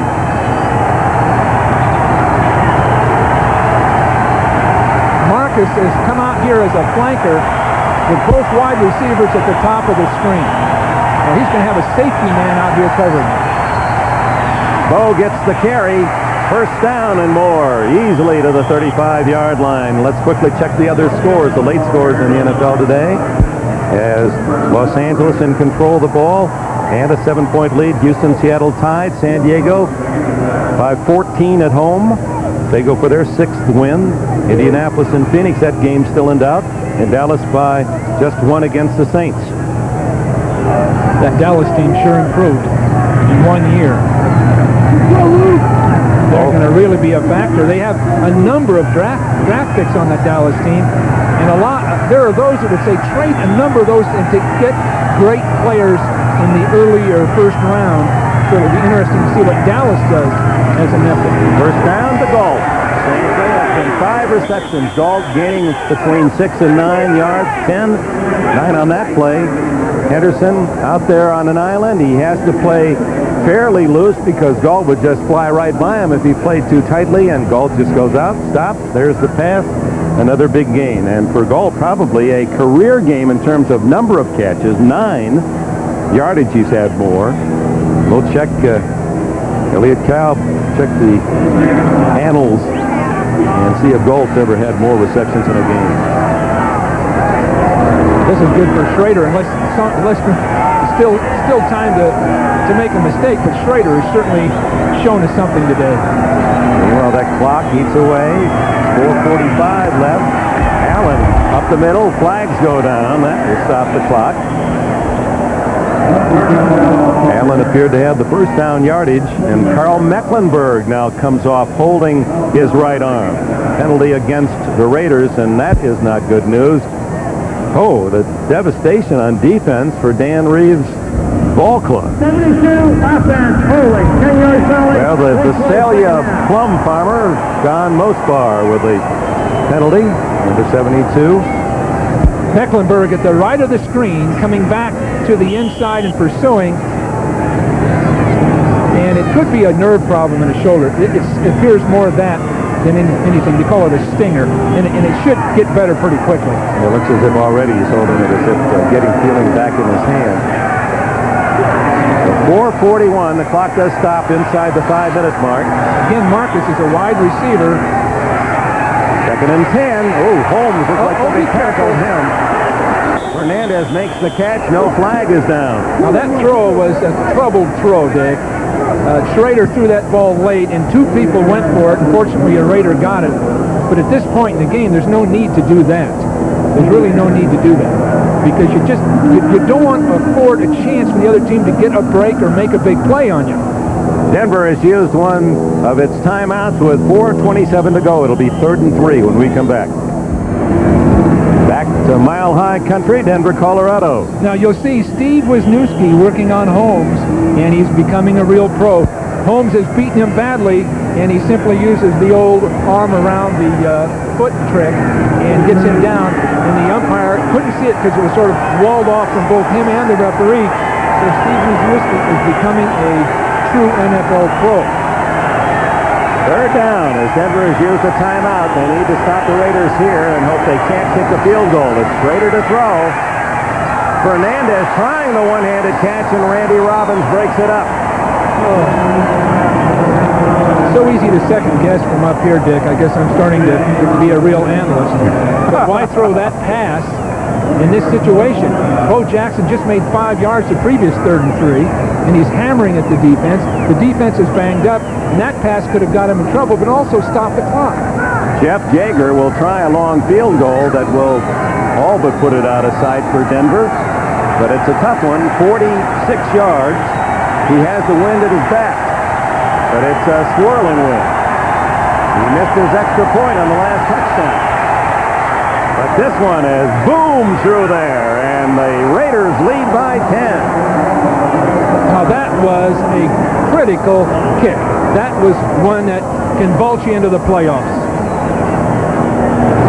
Jaeger from 46, and the Raider lead is now 23-13. Elsewhere, other NFL action. For an update, let's go to New York and Bob Costas. Well, Dick, it seems like only moments ago that Phoenix trailed Indy 17 lead, 20-17. Your young son Keith will just love that call. What is it, Wacky Funster? I've got to write that one down. What a play. Jeff Jaeger tees it up. Quarterback Schrader says, honey, we'll be home. Looks like we'll still be tied for first. Just at the critical time, Schrader comes through. Just at the critical time, Galt gets a chance, and Bo makes the big play. It all fit together well for the Raiders. Jager hits this one out of sight. They'll take the touchdown. By the way, Willie Galt does indeed have a career-high 9 catches today for 99 yards. His best yardage, 133, when he was with the Bears against Denver, by the way. Derek Thomas, who led the NFL in sacks with 15 ever since that record 7-sack day, is now tied. He didn't play today, by the way, in New England. Bruce Smith with a couple for Buffalo is now tied with Thomas. And Thomas, if he's healthy, will go against these Denver Broncos at home, and you'll see that game as the late game on NBC. And there's your early lineup. It all starts with Bob and the gang in New York at 12:30 Eastern. Elway, complete. And out of bounds goes Michael Young at the 40. It'll really be interesting to see if, well, I know Dan can do it, Dan Reeves, get his team back and get it back and ready for an arch rival, Kansas City, next week. Traveling in there to play, Denver's really tested all the way. And speaking with Dan, he's really concerned how they finish the season, how they feel about themselves in the offseason, because it's almost natural if this kind of thing happens to a team after all their success. Things go against them, but in a sense it can bond them together, and they'll be that much better next year. Underneath to Young, and that's out to the 49, short of the first down, with just under 4 minutes left. Elway will hurry his team up to the line of scrimmage. Need 10 in a hurry, or they'll lose 5 in a row, and you have to go back to 67 when Bob Scarputo and Steve Tenzie and Floyd Little were playing for the Broncos. Offsides on the Raiders. Well, that's a break. That old trick that Townsend just pulled is, that one's for the books. Townsend was behind, wasn't even on the other side of the line of scrimmage, and the ball was snapped. A defense, 93 offside, 5-yard penalty. Well, Greg was trying to take as much time off the clock, force Elway to wait, but you see he didn't get back quickly enough. Into the neutral zone. Now, some 20 years ago, that was really an effective way to stall and stop, right? But once the ball is set and they've got a reasonable time, and Townsend stretched it a little too far. First down. Elway in front of Elvis Toast Patterson. The ball was thrown with Elway slightly off balance. He had to drill it hard, and still he almost got a catch out of it. Almost got a completion. Townsend is really hit by Wydell. Townsend working on Doug Wydell, the second-year guard. Wydell came out beautifully, just timed it, caught Townsend coming off another block. That's just part of the game. No, he's getting in a fight over that. That's just football. And Elway quickly up saying, get in formation. Well, they're still in the game. He's got to hit a strike here in the next couple of plays, but they're still in it. Elway with 39 yards rushing today, 20 on that play. To this side, and Young heading for the sidelines, doesn't get out of bounds. Tackle made by Gary Lewis, number 21, the rookie from Alcorn State. The Raiders are trying to substitute defenses now, and they may or may not get their people in and out quickly enough. Elway's calling the play at the line. That gave the Raiders a chance to do it. On first down, inside the 20. Elway, that'll stop the clock. The Raiders went to a 3-man rush, 3 linemen, just to zone off and slow Denver down so they couldn't get in the end zone so quickly. They're concerned now about the clock. So Golake is back in, and Townsend, the key pass rusher, he's worn out. Maybe it's the altitude, because this is a little higher than the Los Angeles Basin, so the air is thin, but he is worn out. Yeah, he's searching for some O2. Drago was the star of the Watts Wildcats in Pop Warner ball around the Coliseum in Compton, California, and went to TCU for his collegiate days, and was delighted to be drafted by his home team, the Raiders. Although his favorite was Dwayne Thomas. He said, I like those high-kicking strides of Dwayne Thomas. He said, when I played, that's what I tried to emulate. You emulated it. Wood, Amos Alonzo Stagg. Isn't that who you tried to copy? Hero, Woodrow Wilson. That's a 16 with 2:40 to go.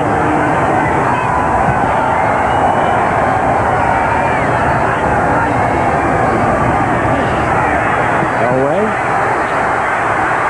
heading to the sidelines. Picks up some more yardage and stops the clock. Used only 7 seconds on that play. It's short of a first down by a couple.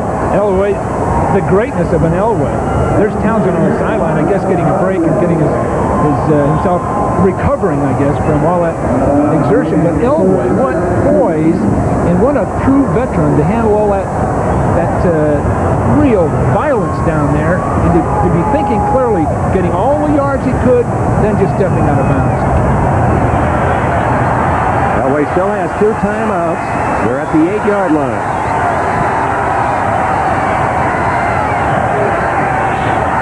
Quarterback draw. Now that was a shot. Did he get that in there? I thought Terry McDaniel was going to intercept it, and it got by him. McDaniel was inside the pass and still couldn't make a play on it. 8 yards on the throw by Elway to Michael Young, who gets his first touchdown of the season. Here's a man very ill. He was looking for IV help yesterday. Said he was so weak, couldn't sleep, stomach flu, and he's had a big game. The kick is good by Treadwell, and so it's a 3-point game. 2:29 to go. There's Young, not at all feeling well physically, although mentally, emotionally, his play today certainly encouraging. Young with 6 catches and 72 yards. His 6th gets him his first touchdown. The Broncos are not caving in this game. You see good coverage, but excellent concentration. Particularly the Broncos are not caving in this week. Now, this is a credit to their coaches, right, is it not? It really is. Now, do you, with 2 timeouts and the 2-minute timeout, do you risk kicking this one to the Raiders? You go for the onside-er? This is where I back down and become an analyst. Well, I'm asking you. It's on the win factor. I think they'll kick away, and they got 3 ways. There's 3 times they can stop the clock, and they may get it back. Because all we need now is 3 points. If they had to get 7 points out of it, they could very well go with the onside kick. Well, the Raiders think they're going to go with the onside kick because they had their good hands people up, including even Jeff Gossett, the punter, who is one of the men up in the front line. Now, if they can kick deep with no blocking, they can get the Raiders. Oh, no, they're an onside kick. Vince Evans is in that group in the just up at the 45. There it is. They did kick away.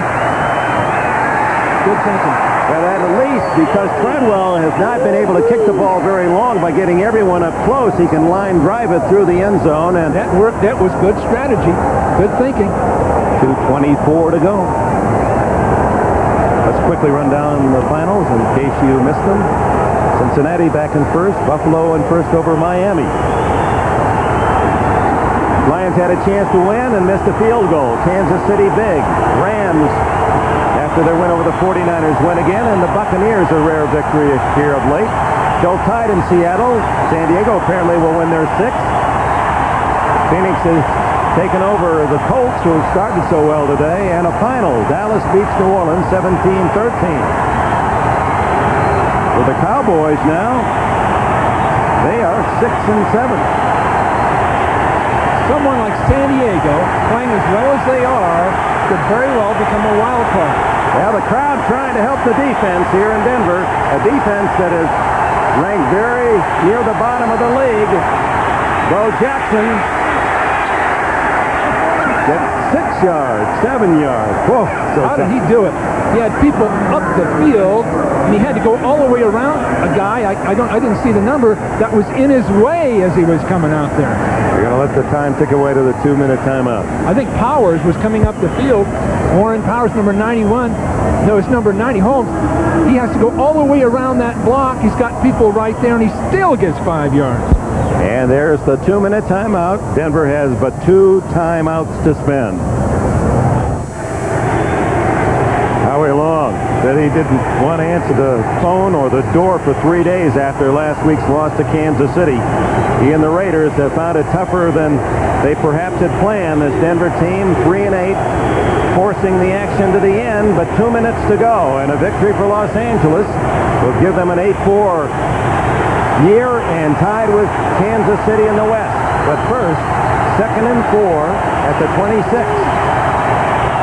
One more first down and it'll be over. And it's Bo to the 28-yard line, where it'll be 3rd and 2, and no timeout called yet. Look at Reeves. He can't believe no one has called timeout. Nearly 8 seconds ticked away before the Broncos took that second timeout. And with a break, let's pause for this. Anyone who has ever known Dan Reeves knows what a fighter, what a competitor he has been since his days at South Carolina as a running quarterback. He's looking for a defensive coach, wondering what the hell happened, because he assumed there'd be a timeout, and apparently no one was told on the field. Here's the play, 3rd and 2. Denver stops him. They got a chance to get the ball in the field goal. First down, and it's over. Marcus Allen replaces Jackson. They're going to throw. And he don't make it. Ethan Horton was tackled just shy of the 30, although they're giving a very good spot. The spot is a terrific spot, and if it's on the 30, it's a first down, and Reeves tells it all. It looked like well, we'll have to see. It sure didn't look like he'd advanced it that far. Well, if it touches the 30-yard line, it should be a first down. His play started at the 20. If that knows the ball's on the 30, it's a first down.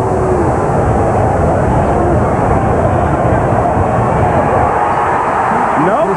4th down. The yard line's lie. A little wiggle in the chalk there at the right spot. Let's see where he catches it and where the ball is when he's forward progress He is just stopped. drives right out in the flat.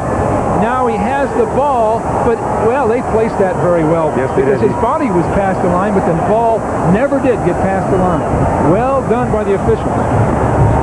Well, so far, the punting team has not come on 4th and inches. So the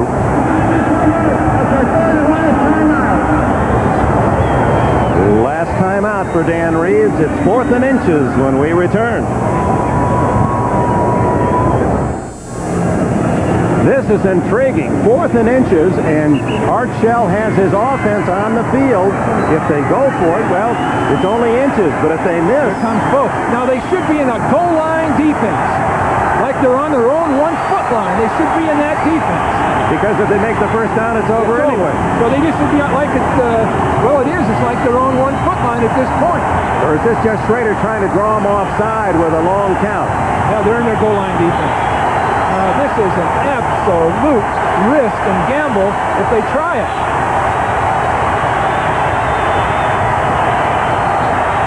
Yeah, he's just trying to draw them offside. Yep. Pretty well done by Denver. It really was. They knew that it was most likely, but they had to play for it. Beautiful job. So Art Shell wasn't going to say that would have been a major league risk had he gone for it. Well, he probably never even gave it a thought other than exercising this, which they most likely practice 2 or 3 times a week. Dan Reeves' team fighting like the master himself. A punt return would be the difference. If you could get a 10, 15-yard punt return or more and get some field position. No timeouts left for Denver, but 1:37 on the clock. It's enough to make this crowd shiver.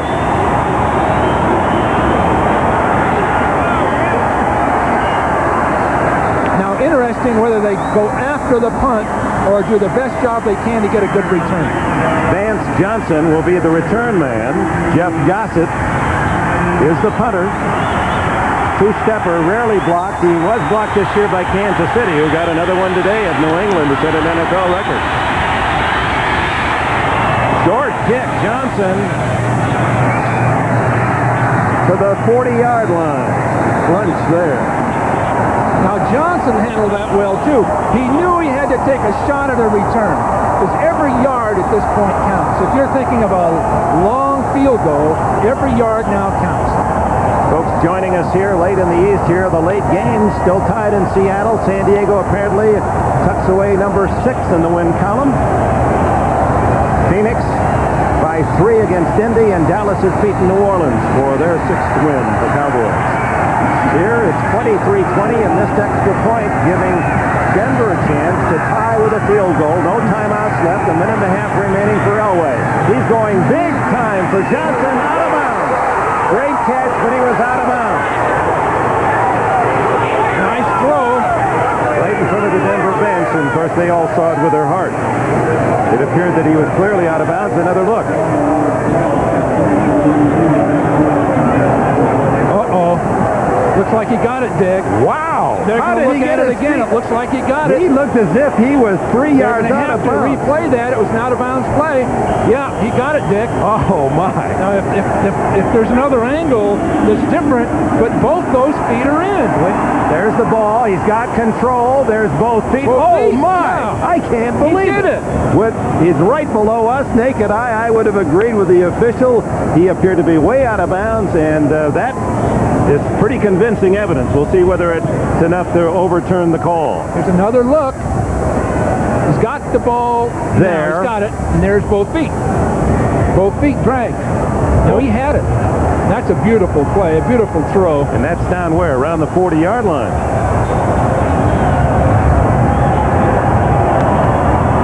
Vance Johnson.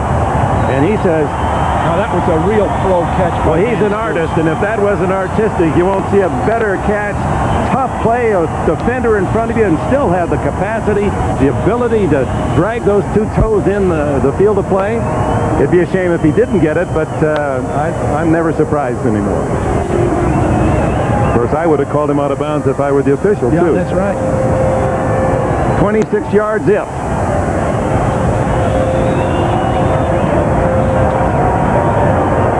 You've got 2 minutes, and they're taking a look. No question.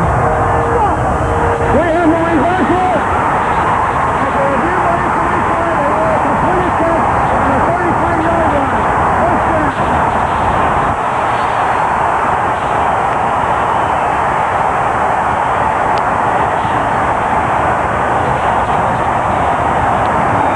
Vance Johnson's effort is rewarded. First down at the 33. Was that a beautiful throw and catch?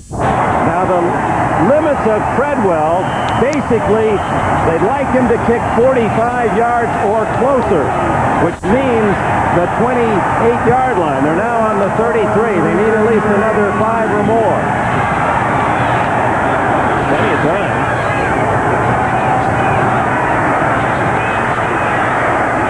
There's the catch to Jackson to the 26-yard line. The Raiders are going with a 3-man rush. At least they did the last 2 plays. And that's giving Elway some time.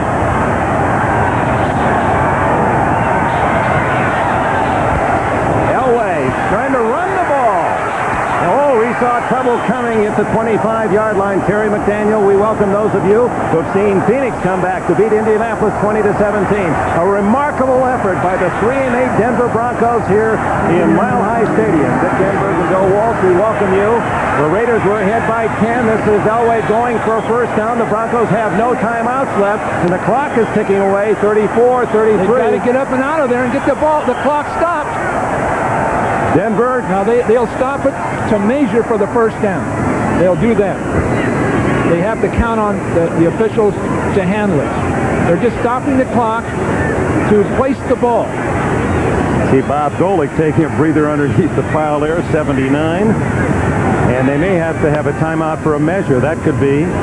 Oh, in the meantime, with no timeouts left, they can't just casually walk away from the ball, as the referee can wind it at any time. But I believe he's called time for a measurement. Just to recap, those of you who have not been with us, first half, it was Elway, a touchdown pass to Vance Johnson to give Denver a 10-7 lead at the intermission. Then Terry McDaniel intercepted Elway in the third period and led to Bo Jackson's 11-yard touchdown run. Treadwell kicked a field goal to make it 14-13 in the fourth, and Bo Jackson rumbled first down And now the clock will start as soon as they get the changing off the field to give the lead 2013, but the extra point was missed. And the field goal by Jager seemed to give the Raiders an unbeatable lead at 23-13, but Elway took his team down the field in a hurry. They had to take a timeout. The Raiders took a timeout, Dick. To cool Treadwell. But with 33 seconds left and a first down, Elway can play and throw a couple more passes. And here is the touchdown throw to Michael Young. Oh, this was on this drive, the throw to Vance Johnson that was called out of play initially by the official on the spot, but look at the toes. A great effort by Vance Johnson that gave the Broncos the big play and the timeout out of bounds and positioned them for a possible tying field goal. But now with this timeout, Bill, 33 seconds, they don't have to go for the field goal now. They have a chance to throw a couple more passes, maybe even a touchdown to win it. Well, they can certainly get a pass off that breaks to the outside, and if the receiver doesn't get out of bounds, he's got time to get up and stop the clock by throwing the ball into the ground. The Broncos trying to deny the Raiders their place atop the West, tied with Kansas City. A 3-8 team playing incredibly inspired. No timeouts left for the Broncos.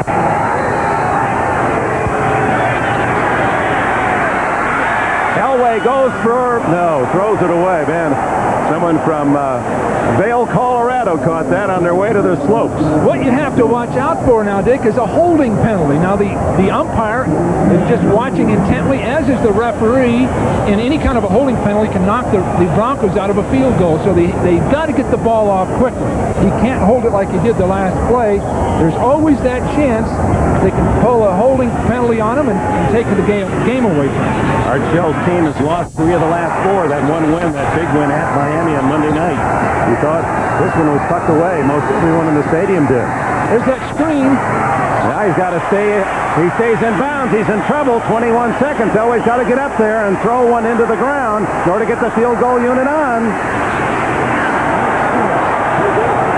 Player down. And a Raider player is down, Bob Golick, and because of Golick's injury, that will help Denver. That's a double negative for the Raiders. A great player like Golick hurt, and then it also takes some of the pressure off Denver stopping the clock, and let's hope that isn't serious. He's holding his knee. Delightful guys in the game. Wonderful man and been a great campaigner, but if he could have gotten up, he would have. He wouldn't have laid there unless he was hurt. That's exactly right. He's bright and colorful.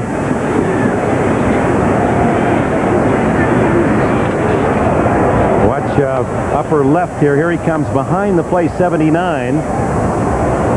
Looks like he just gets his ankle turned there. Difficult to see, but I'm sure he'd prefer it be an ankle. Golick who... he's up, and he's walking. Okay. 41-yard field goal will be the attempt by Treadwell. Now, Elway was really upset at the umpire. He didn't have a chance to talk to the referee because some time was off that clock when that whistle blew with an injured man there. So it looks like the Broncos lost about 5 to 6 seconds, which means one more play. But now they have to kick it. Treadwell, very accurate. He doesn't have the strength of leg of some of the other kickers in the NFL, but tough, especially around 40, and this one has plenty of pressure attached to it. 41 yards. If he's successful, it's going to be overtime. If not, the Raiders back in first place. Bad snap, and the Raiders win. Bad snap. That's all there is to it. That's the second bad snap of the game. Incredibly for Denver, 3-8, the Super Bowl team from the AFC a year ago. Dan Reeves' team here at home, toughest to beat in the entire decade of the 80s at home. This is the 6th game they played at home. 5 of them have been decided on the final play of the game, although this technically won't be the final play. The Raiders will run off one play and it'll be over. But that's how close Denver has been throughout the season, and another tough one to swallow as they lose their 5th in a row. Well, that snap went right into the body of the holder. Take a look, and that gave time for someone like Robinson to come up and block it, but really the snap added about a second to the time it took to kick the ball. Scott Davis celebrates. Jerry Robinson was the man who leaped high and got the right hand on it to deflect it. And Art Shell's team, a very tough, well-earned win here in Denver today when Schrader snaps. That'll finish it. Stay tuned here on NBC for our big Sunday night lineup. The final score, Art Shell's Los Angeles Raiders 23, Dan Reeves Broncos 20. And we'll return to Denver, Colorado right after these messages.